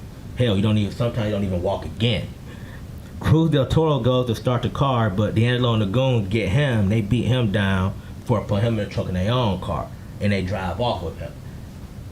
For some reason, Sloan Escobar and they don't notice this. Notice this. Next, we get Alba Fire. I guess Fire. That's what I heard it means. But I will say this: she won a match with a firebomb and then a senton bomb. I mean, nice little video. The entrance is better. I like the entrance they gave her. She really got. Kaylee Ray wasn't even really a good name either, though. Like, No. Victim of bad names.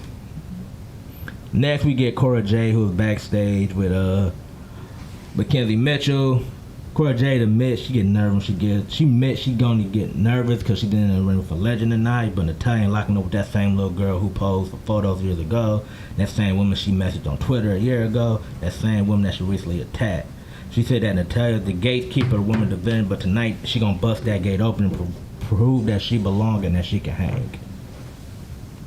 Next we get Solo Sikoa.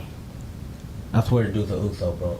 He is. That's Roman Reigns' little brother. Reigns' little brother. He said it's supposed to be Carmelo and Trick. Time they was doing something outside, he locked them outside the building, so they couldn't even get in. He said it's his time. He said everybody want to come out here and talk about North American Championship, but you already know who's the best. Melo gets his one-on-one shot. He said he'll be there watching, waiting, let everybody else know he got next. Cameron Grimes comes out to "You Got Lucky" chants, because he kind of did get lucky in the triple threat match for the title. And he said that Hayes got him one-on-one at In Your House, but he can get next title shot. That's his word. As Solo walks away, Williams and Hayes jump him, and then they grab a chair, and then as soon as they grab a chair, then he turn around and realize what's going on. He run back and he makes the save. Then we get a B- movie scene where Legado is calling Tony D'Angelo. Basically, they threaten each other a lot, and you see the rest of Legado walking up in the parking lot. This was when they realized that Cruz wasn't at the car like he was supposed to be. He said he know what happened, and then Tony tells Santos whoever did this to him, to Del Toro, made a huge mistake. D'Angelo said, "I'll beat you up so bad that nobody will recognize you." And then Escobar drops a censored "fuck you" before hanging up. Next, Nathan Frazier interviewed backstage when Zion Quinn interrupt. Then Wesley interrupts that. That leads to a match between himself and Quinn. Chase U was backstage. Now, this could get to the tag match between Grayson Waller, Tiffany Stratton, and Andre Chase and Saray. So the entrance was funny because Saray has this thing where she goes through this transformation chamber. She walked through the transformation chamber. She busts out she like her grandma's like medallion. She becomes the warrior of her son through her entrance. Bodie Hayward ends up with her pigtails and glasses, and Andre Chase's sweater all of a sudden went from red to blue. Blue? I don't know. Anyway, the tag match. Faces got the upper hand. Then of course you go through the commercial break. Oh wait, I'm gonna get to one more thing after this. Waller basically now during commercial break working him over. He does his big elbow. He has a nice spot where he launched Stratton onto for a moonsault on Chase. Saray gets the hot tag. Then she goes while she even hit Waller with a drop kick. After he tried to basically like protect her, he used to drop kick. Stratton had a pin on Saray.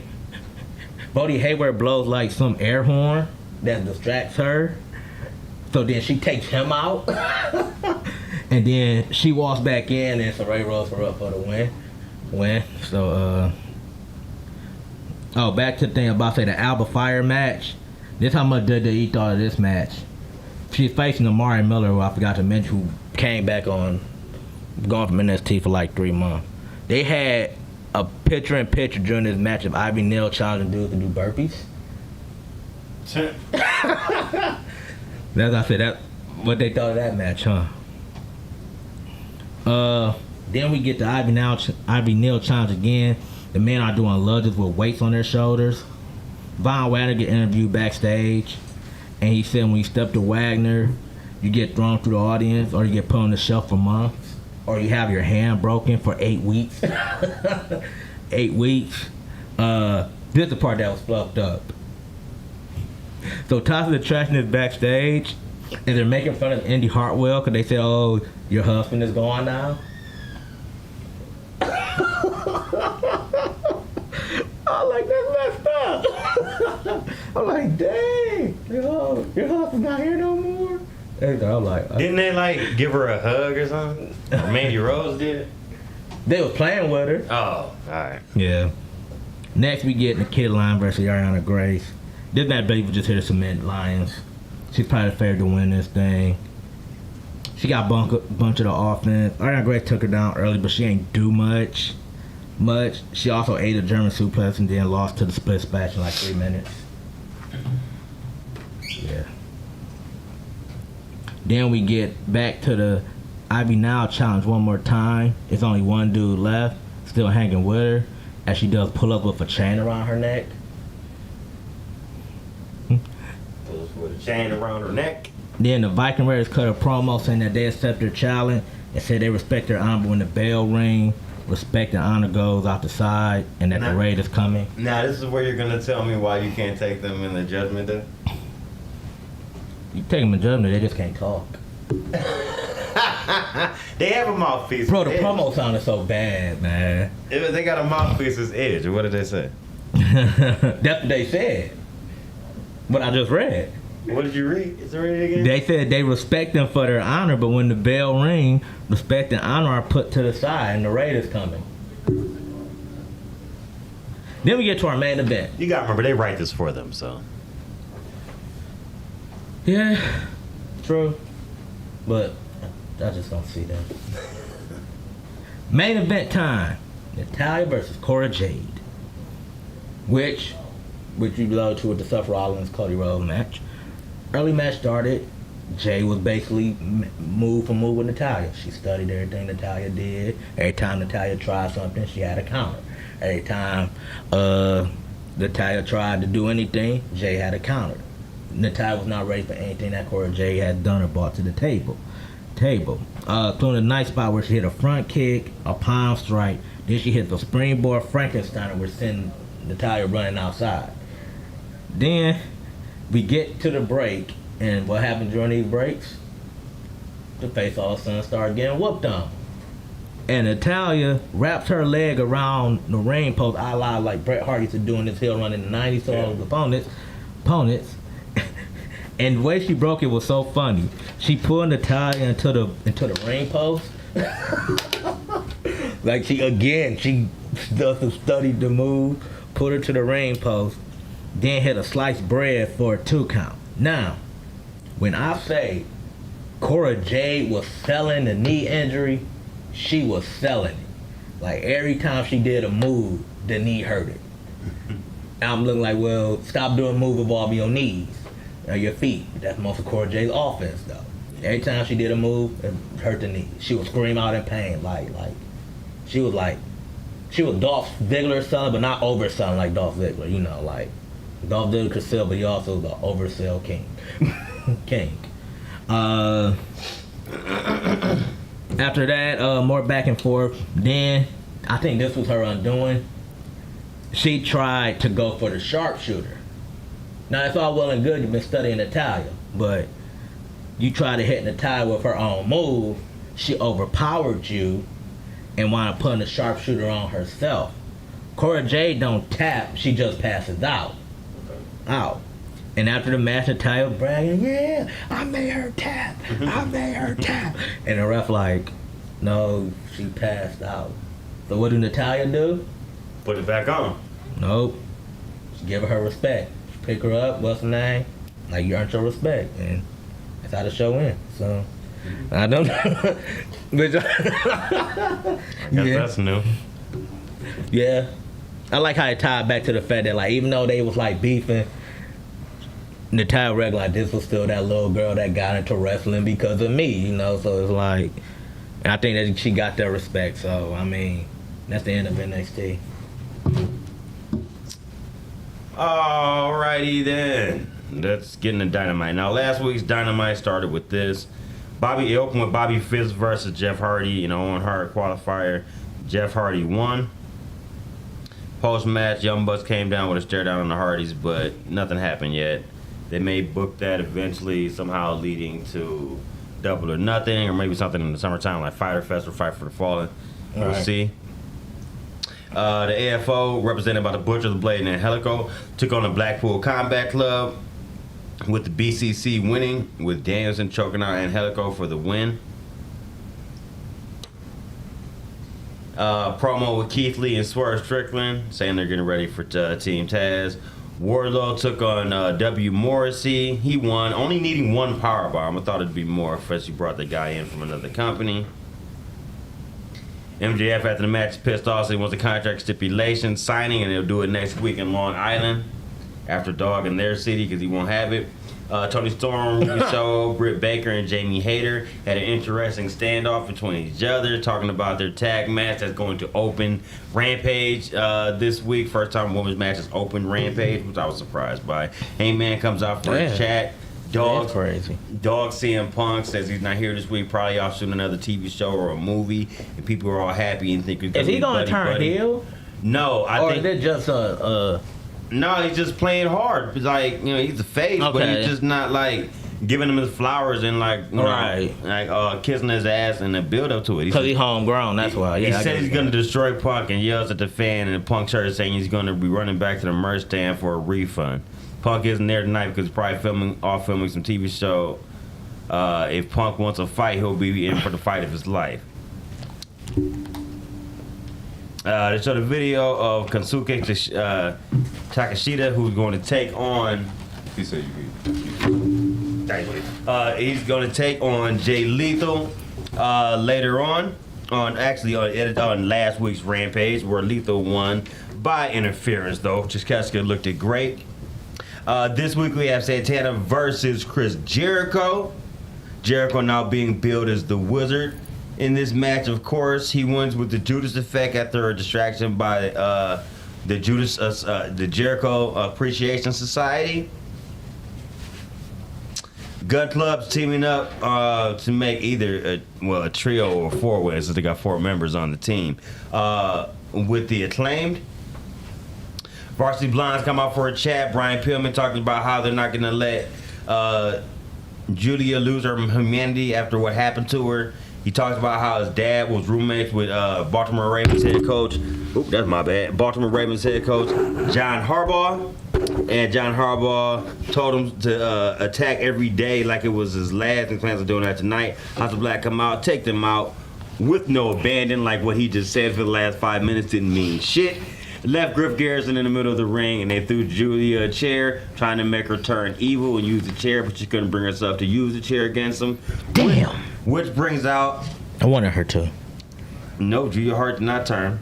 They're about to say that they're going to close in on her, but instead Death Triangle comes out to make the save, because the next match was match of the night, with the main event being the second best to me.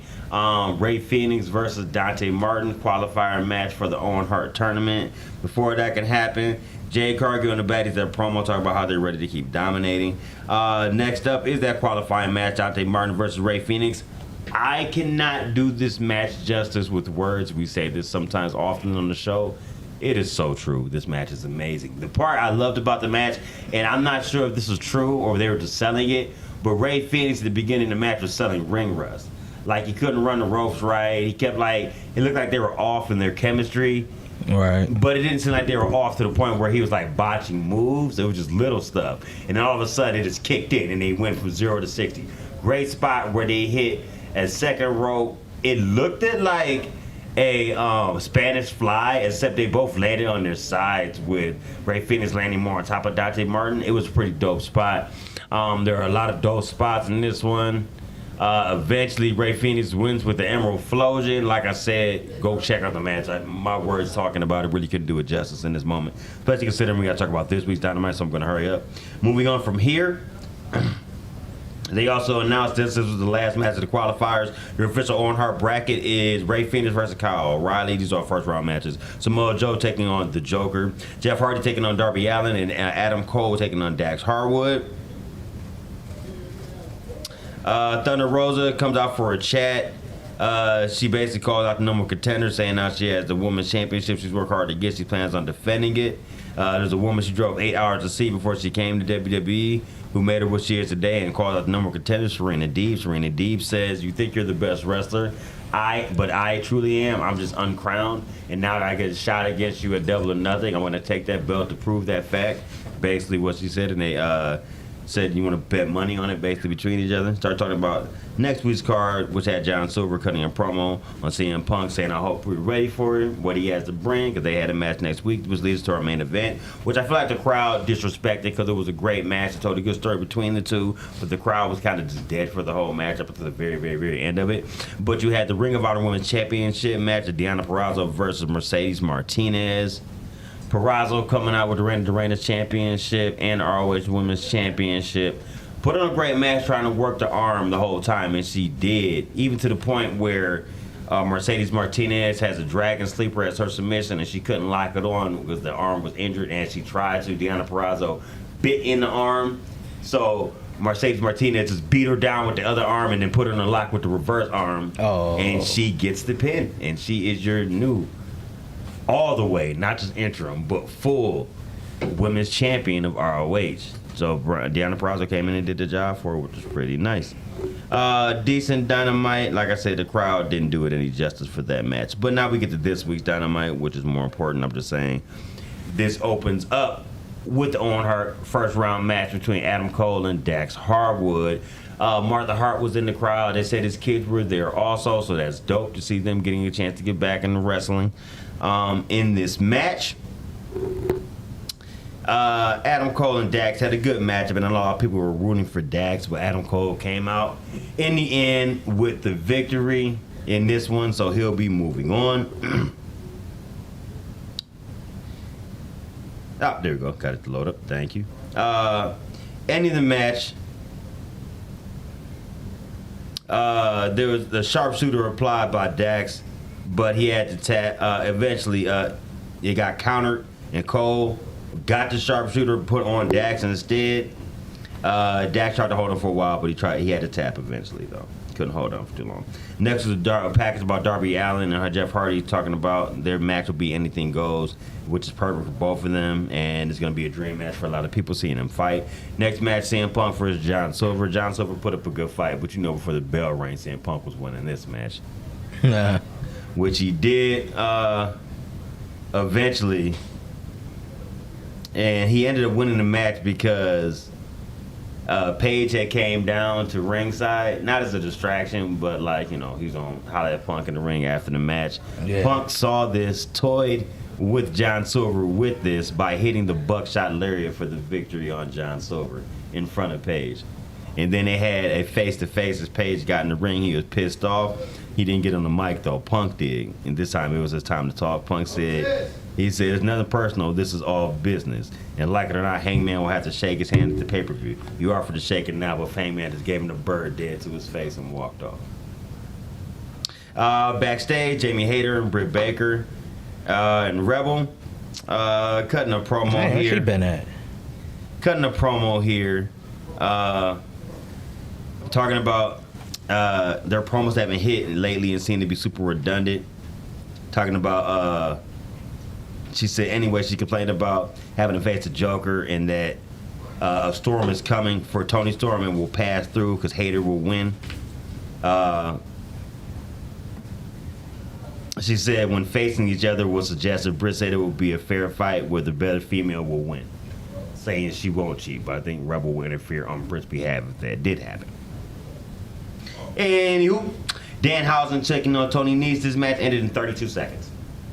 Tony Nese pushed Danhausen into the corner, did the knee and pinned him. Then they started talking shit after the match with Mark Sterling saying he was a mark or whatever. Basically lifted him back into the corner with his leg, another knee to the face. They went for a third before they could. Hook came out for the save. Him and Danhausen finally shake hands after last week where they almost did because Danhausen offered him a bag of gift wrap potato chips. He just snatched the chips and pushed them down. This week they shook hands, so they're finally going to team up. By the way, that will be the buy-in match. Too if you offer me chips. I need something more than chips. Well, that's his thing, is the chips. It's part of his gimmick. I But know. The buy-in match will be Hook and Danhausen versus Mark Sterling and Tony Nese on Double or Nothing. Ooh. Next is MJF in his hometown, so he's actually getting some love for once. Wardlow comes out with no music and a Should be a graphic dick. that says "Boo Wardlow." And then instead of MJF's typical entrance, it comes out with his own version of Dark Side of the Ring. I And seen that. It's a parody. It has Jericho narrating it, and Jericho's like, "Wait, I'm actually narrating this dick bags of Dark Side." He's like, "All right, whatever." So he narrates it, and he's talking about basically just recapping the feud between him and him was and funny. Wardlow, and how it played out. It did it just like Dark Side, where you didn't really see the people, the faces of the people in the ring, but they recapped the match with him and CM Punk and how he put that ring on the edge of the apron and how it made everything happen. They even had Barry Horowitz was there talking about how to do a good job, how to really lay down for a guy and do a job or something like that. That had me rolling. So that was hilarious. He came out basically, they had their contract signing, and oh no, he was calling for Sean Dean, how he's a jobber because Wardlow made MJF lose the match to Sean Dean. That's why Barry Horowitz was there. So he's as a jobber shitting on another jobber. That's That the was greatest hilarious. jobber of all time. Right, shitting on another jobber though. I just found that hilarious. MJF came out with a hometown personalized Islanders jersey and still his trademark scarf for the contract signing. His tagline of the best line he had of the whole promo. He said, you know, last time you faced my former best friend at one point in time in the cage match, the American roller coaster, Cody Rhodes. Oh, you don't want to talk about 2024? Neither does the guy in the back. Talking about his contract dispute. So basically what he told Wardlow is, I'm going to do you like I did Cody. You're going to get the 10 Lashes live on TV. And you got to face Todd Dillinger in a steel cage match in order to face me. So that's coming up in the next 2 weeks, basically going into Double or Nothing. If he loses either one, he can never sign with AEW. Because technically he's still under contract to MJF. As he was getting ready to try to sign it, he said he couldn't because he was handcuffed, so they had to unhandcuff him. Wardlow then proceeds to sign and then beat the crap out of all the security. He go hard like he did the last couple of weeks. Yeah. Yep.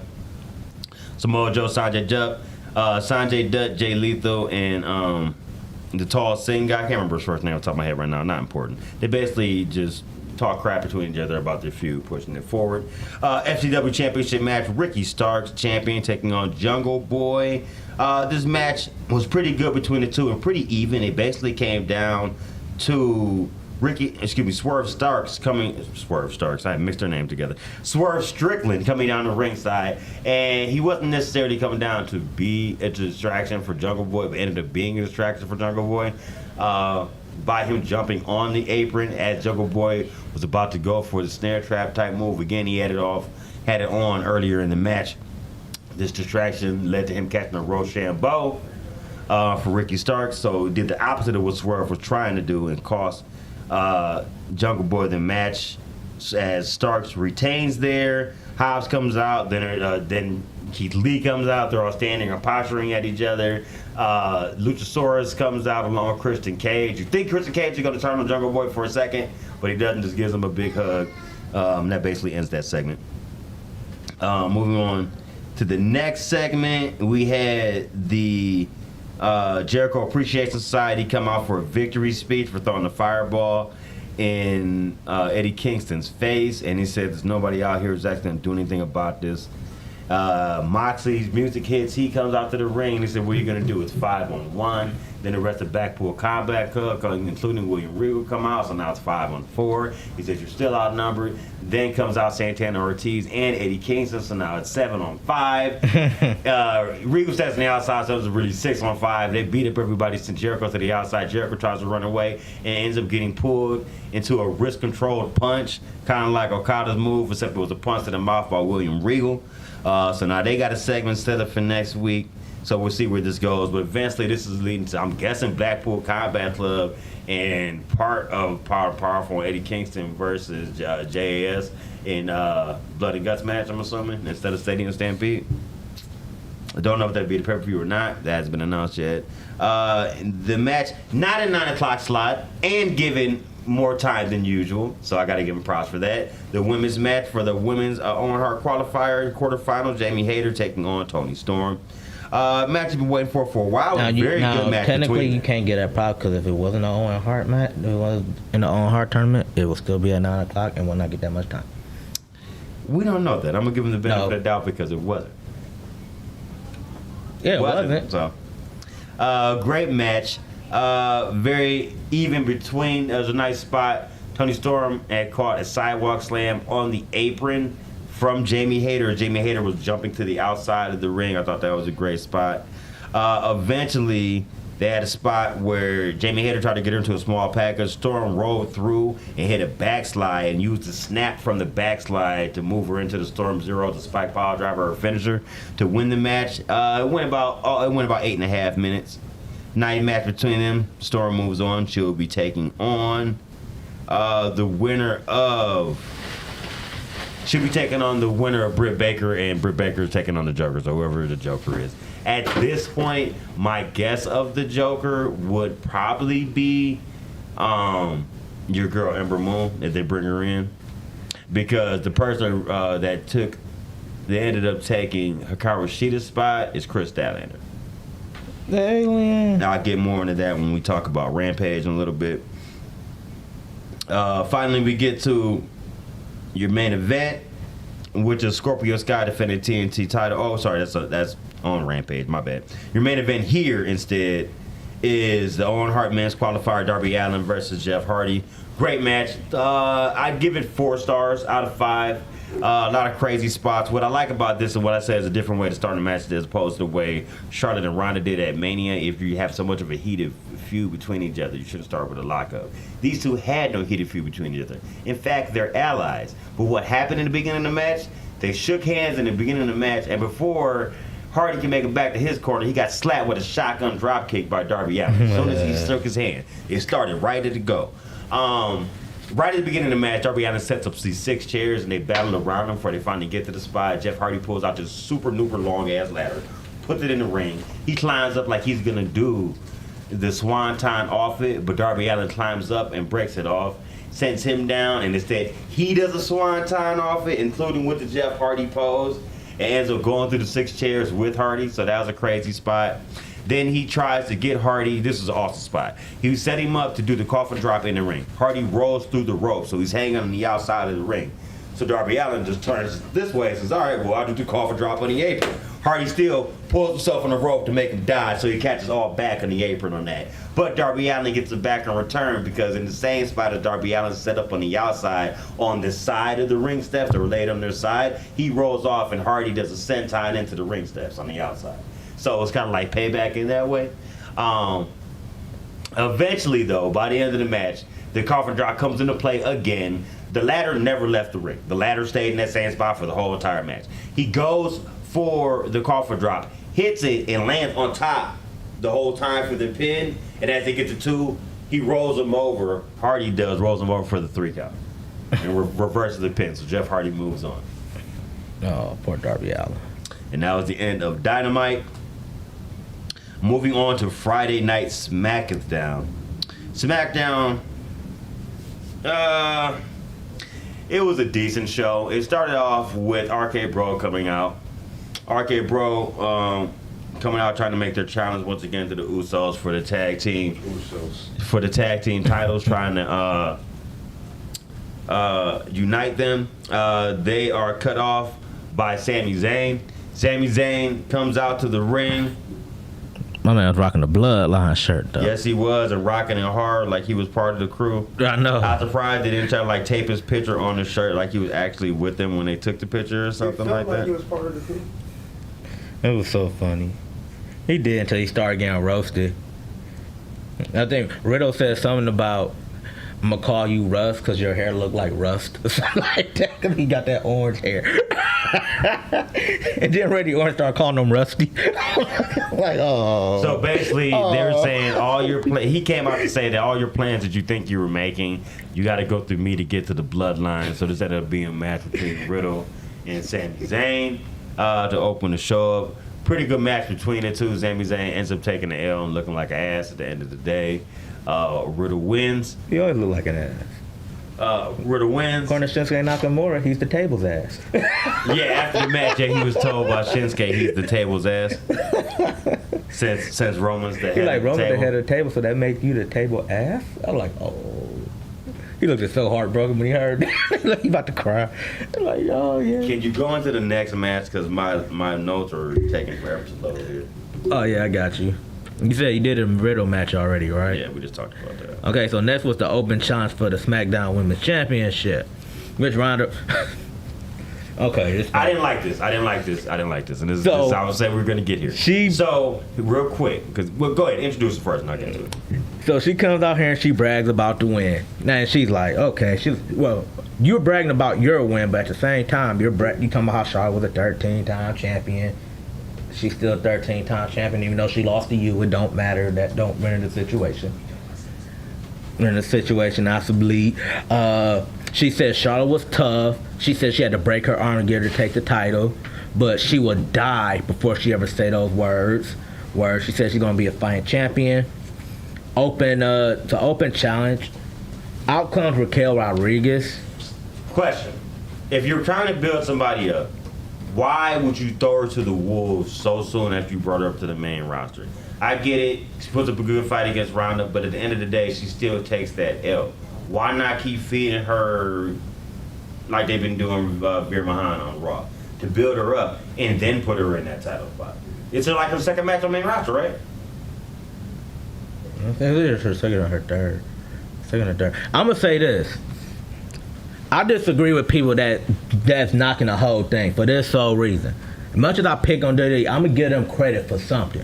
One, you took care of a lot of things here. One, Ronda Rousey won this match by desperation. I think this is the first time Ronda Rousey, I can literally say, got her ass whooped in the match. For what I said, I thought Raquel And she looked had to, great. what's her name? She countered everything Ronda basically had to bring. So even though she lost this match, she still And looked how good she in the loss. lost. She didn't lose by armbar. She didn't tap. She didn't lose by like a submission move. She was basically countered into a roll-up. Basically off an ankle lock attempt that she got out of, got countered to a roll-up. So I think the issue people having is the fact that I like thought Raquel looked great. I just thought it was too early in her That main Raquel roster was too career for early her to to- take that L. yeah, but I'll give him a pass because of the fact that it worked right. It did everything it was supposed to do. Like I said, Raquel looked dominant. She basically was kicking her ass, literally, and she did. She was basically dogging her for the bulk of the Ronda. match. And then again, I like the fact that Ronda basically she wanted props to Ronda, like she didn't hurt a Karana. Yeah, she did. Like, I didn't know she had that in her arsenal. So I mean, it did its thing, and I actually like the fact that they put. I hope that.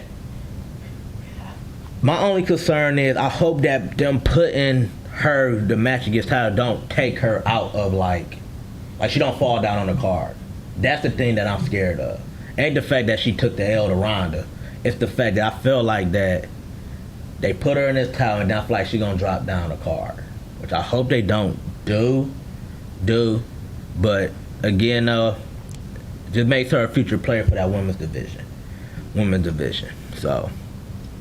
And they shook hands after that. Lacey Light gave her a prop. Respect. So, which to me, I guess, assume that she's officially face.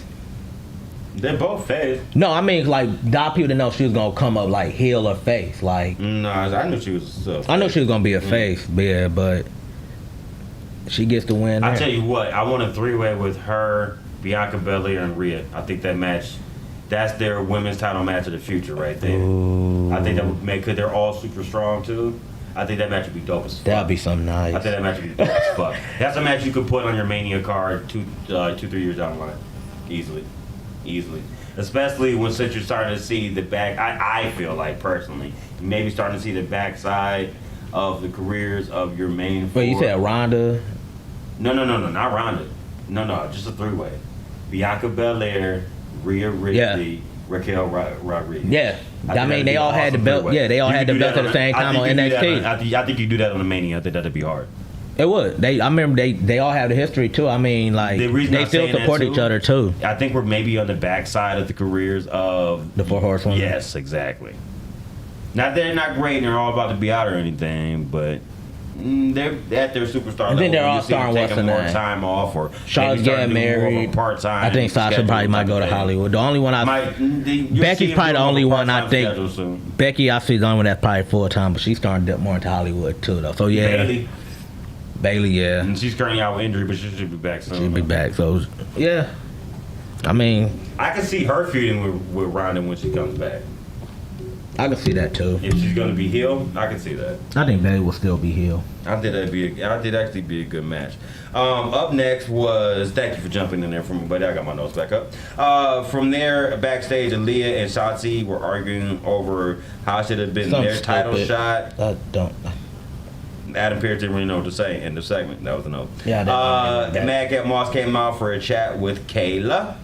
And he's talking about how he's going to make all these things happen in his career now, Money in the Bank, moving on from there. Before he can, Kayla lets out a wail and runs because he's getting smacked in the chair, smacked with a chair in the back from Baron Corbin.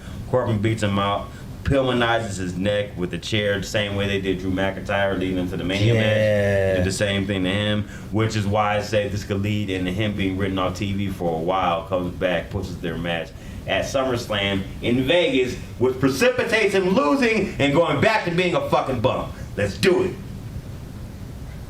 Yeah, I kind of hope don't, 'cause I don't want to see these two feud for that much longer. Well, if he's written off of TV, yeah, I'll worry about it for a little while, not just to build to SummerSlam, which would be in July, because SummerSlam's July 30th this year, so you could not see it on TV for the next 6 weeks, maybe. Depending on how long they write tomorrow. He's getting loaded into an ambulance post-match. Corbin comes out to make a joke, so he's going to the hospital. Your tag team match is Natalya and Shayna Baszler taking on Sasha Banks and Naomi. Pretty good match between the two. Eventually it comes down to springboard spinning kick to the face, gets a 2 count on Natty, but Natty takes Banks down, tries a sharpshooter attempt, but Naomi counters into a small package to retain the titles. Ricochet comes to Drew Gulak backstage, says, you have any advice for him? Ricochet says, if you quit, he said, if I would have quit, I'd never get the Intercontinental title now. I've never had the Intercontinental title. He should have said I wouldn't be out there. Gulak says, to be his best self, he needs to go out there and get ready for Gunther. And as soon as he comes around the corner, Gunther's there. Rips his shirt open like Hulk Hogan during his early mid-'80s WWE run and slaps the crap out of his chest. Next match, Kofi Kingston taking on Butch. Kofi coming out with Xavier Woods. Butch coming out with Rich Holland and Sheamus. Butch gets the jump on Kofi, starts beating him down, and surprisingly at the same time hits the bitter end at the end of this one after avoiding the Trouble in Paradise and also catching a bro kick on the floor did Kofi from Sheamus at one point in time during this match. But bitter end by Butch gets the victory after 8.5 minutes. Butch wins and doesn't act like a petulant child after the victory either. Post-match, he runs through the crowd but comes back and joins his friends. He was super happy about it. Sami Zayn wanted to tell Paul Heyman that he wanted to apologize for what happened earlier, but he was trying to stand up for the bloodline. He said he and Reigns need to be on the same page, so Heyman assures him that Reigns is appreciative. Sami's all pleased about this. Bloodline comes out to address RK Bro. Reigns tells Pennsylvania he nods at them and he's been doing this for a little while. They smashed him on Sunday. Then he said, then I tell you what's next on Friday. Well, they beat Drew McIntyre and RK Bro on Sunday, but what's RK Bro doing about it? Cue RK Bro. Randy Orton coming out saying John Cena is 10 times the starter Roman Reigns ever be. Riddle talks about how he likes to set the mood with his laptop at night and reaches to his nightstand. Orton says, let me stop you right there. I meant to reach for the headphones. Orton says, to be fair, I didn't know where you were going with that. So he basically has fantasizes about jacking off on the mic right Oh man. Riddle watching the WrestleMania Backlash match. Now he wants to use the Usos even more. Orton talks about how they're going to unify the titles. Then he realizes how much taller than Reigns he is. Usos accept the challenge, but Reigns isn't sure about this. We'll do it next Friday instead, with the Usos bragging about how they're going to win. Riddle knees Reigns in the face, and RK Bro bails to end the show. They set up the match for next week. That was the end of SmackDown. And finally, let's get into this is Rampage, baby. Also coming from the same place Dynamite did, which is the UBS Arena in Belmont Park, New York, also known as Longest Island. Longest Island? I just added that in there. I know you did. No entrances for either. The show starts off with Death Triangle taking on the Butcher, the Blade, and Mark Quinn. Mark Quinn, I have to discuss Mark Quinn's hair, bro. You know, I call this commitment. So the man's head is already shaved on both sides, a good 4 finger lengths above his eardrums, right? So you just have the strip in the middle. And then you take a big long ass motherfucking blade to that in the middle. So now you just have 2 straps, right? And then he has those braided up. And then he went and dyed his beard blonde. Yes! He looked it so weird. He looked it so weird. I was like, that's commitment to your gimmick. That's commitment to your gimmick. Yeah, it is. Props to him. I ain't mad at him. I love Penta. He's fallen off so much though in the last year, and I really wish they can I don't know, repackage him or he's got Give him that momentum back. Do something to build his momentum back. I just feel like he's falling off. Unlike his brother who stays in Fuego. Pac's also in this match here for Death Triangle. They have Kyle O'Reilly watching from outside the ring, kind of not impressed with Phoenix's work inside the ring. Eventually, as they get back in the ring, Pac hits a German suplex. It gets a 2 count on Quinn. And then they hit the Spike Fear Factor from the top rope. The Lucha Brothers hit dives on the Butcher and Blade. Black Arrow on Mark Quinn. After 10 minutes, Death Triangle wins. House of Black hit the ring. Nothing happens. Like, lights go out, they come out like they're going to scare them. Lights go out again, and they're gone. Nothing really happens. Just slow building that, basically.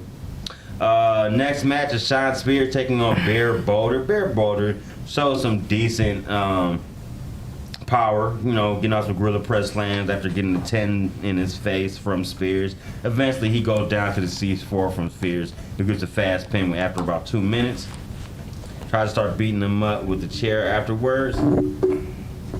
And what he does, he unloads on him. Next up is where we find out Tony Nese and Mark Sterling not happy with how they beat Danhausen and Hook coming to make the save. So they said they're going to put money on the match. They said if you can beat us, they'll put $10,000 on them. He said, I guarantee we're going to win, put $10,000 on us at the, because they're going to be in Vegas for the pay-per-view. Yeah. Basically what he was saying. Next match for the Owen Hart tournament, first round, Riho versus Ruby Soho. Great match. They show respect between each other from the beginning of the match. I feel like this one might come down to where we were talking about what happened with Shida and international travel and such. Maybe that's why Riho went down at the end of this one. They didn't know if they're going to be able to book her longer term coming back over to the States for this match. I can see that. Is what I'm assuming, which ended up leading into the victory. But great match between each other, no matter what. Riho seems to be just with more hard-hitting moves nowadays. She avoided a lariat, went off the ropes after avoiding a lariat, and turned it into a German suplex, like a reverse German suplex to the back. It was pretty dope. Hit her with a Northern Lights suplex also for a 2 count by Riho, but eventually Riho subsides to the Blade Runner after hitting a dope crucifix bomb for a 2 count. She falls to the Blade Runner, gonna head spike to the mat after about 9 minutes. So Ruby Soho moves on, and Ruby Soho, off the top of my head, I can't remember who it said she's facing in the next round. Maybe I'll get to that in my notes here in a second. Backstage, Billy Gunn and the Gun Club and the Clan were talking about how they need a hand gesture. They need I remember that. They need a 3-word like gimmick they're gonna say. And they need some way that they're going to start their matches off, like whatever that word's going to be when they get in the Like the Diaz gimmick's not going to work. And every time the Gun Club will be like, ooh, father, ooh, ooh. Okay, so next time I go to ask, daddy, call me daddy. These are grown men. So, either way, anything they said was a suggestion of something that was DH. Like I said, we got 2 words for you, Billy Gunn. So like, no, that's not getting over. Stop talking. That was so funny. Their hairdresser was do the chop, and he stopped him again and said, that's not getting over either. And all the acclaim said was the shit that they already do, like, hey, yo, listen. Or the finger thing, so that's what they ended up going with anyway. So that was dumb. From there, Jade Cargill came out with the baddies. This is when we found out that Carlito was injured and won't be in the match, and it turns out that Chris Statlander will be taking her place. I'm happy with Basically, that. all they talk about. Baddies come down to the ring looking super bad tonight, all dressed in tight cat suits and heels, I would say. Playing into the baddies for sure, with the money fans. And then the funny shit was, as soon as Jay got in the mic, she said, first of all, before anything, Tony, cut the shit. So that's our fuck Tony Schiavone moment of the week. Skivone! Good old Skivone. I was waiting for one of those. Yeah, it's been a while. It's been a while. Anyway. We love you, Tony.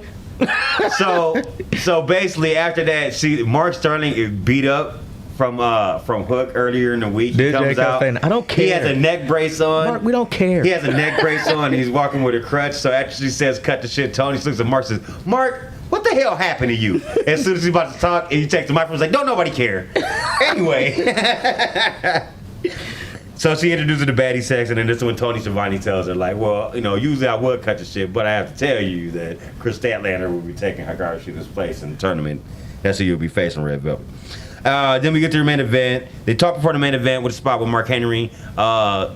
With Kazarian basically saying, we came up for 20 years ago in SCU. We won the tag belts together. I expect you to be more of a man of your word, more of a man of honor, basically. Scorpio says, I am a man of honor, a man of my word. I said I was going to bring respect and prestige back to this championship. He's cut off by Ethan Page and Dan Lambert, who say, well, I thought you were part of Men of the Year. What is all this respect, loyalty shit, basically? Give it to him. And he's like, no, matter of fact, you guys can take a night off, stay backstage. And they walked off like, whatever.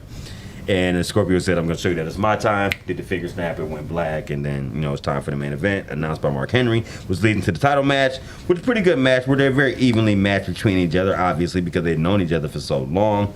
There was a great spot. Kazarian hit a slingshot famouser and ended up getting a 2 count. By the end of the match, though, Dan Lambert and Ethan Page did not keep their word. They came out to the ring either way. Kazarian went for a move where Dan Lambert ended up grabbing his ankle, with him leading to the TKO blockbuster by Sky to pick up the victory and retain the championship after about 11 and a half minutes. On Kazarian, he was pissed off after the match, though, or so it seems. They came into the ring because he realized they were out there. It's like, I thought I told you to stay in the back. Ethan Page gets to the mic. He's like, I thought you were down with us. What's all this honor and respect shit? You see, why don't you really show us what you're about? Are you with us or not? Huh? And kind of yelled at him, which made Sky be like, all right. Snap, turn around, slap Kazarian with the belt in the face after the fact to solidify that, no, I'm not going face. Y'all just hated Sammy Guevara more than you hated me. I'm still a heel, basically. And that ended the show. Okay, I was just about to answer my question. I'm like, well, okay then. So Sammy is still a face. No. They still, well, technically, but they hate him like he's a heel because he was ringside for this whole match, and they had their mixed tag belts that they won at Triple Mania a couple weeks ago. Oh, okay. Well, they gotta do some of this TNT title then. Like, I need to know who's clear face and who's clear heel, because like all your guys are just like heels. Oh shit. So that ends the TV reports for the week, and that's going to end the show for this week. Going into next week, we're gonna same time, same place. Doing the Sunday thing for a while. We have, our typical show for the week. Raw, NXT 2.0, Dynamite, SmackDown, Rampage, and then we also have Double or Nothing we got to do predictions for next week since we'll be out the week after that. Kicking it up in Detroit for Movement. Two Chainz. Yep, seeing some 2 Chainz. The lineup's out too. He's on the first night, 10 o'clock. But So that'll be dope. All right, with that being said, we're gonna wrap this one up and get out of here. Tagging out with the hot tag. I'm Rob, I'm Clint. and this has been Hot Tag Russell Corner. Ron Simmons, please take us home. Blue chip shit. Noti with the ring. Yo.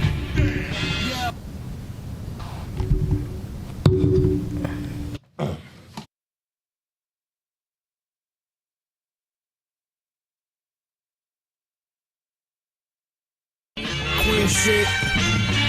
Blue chip shit. Noti with the ring.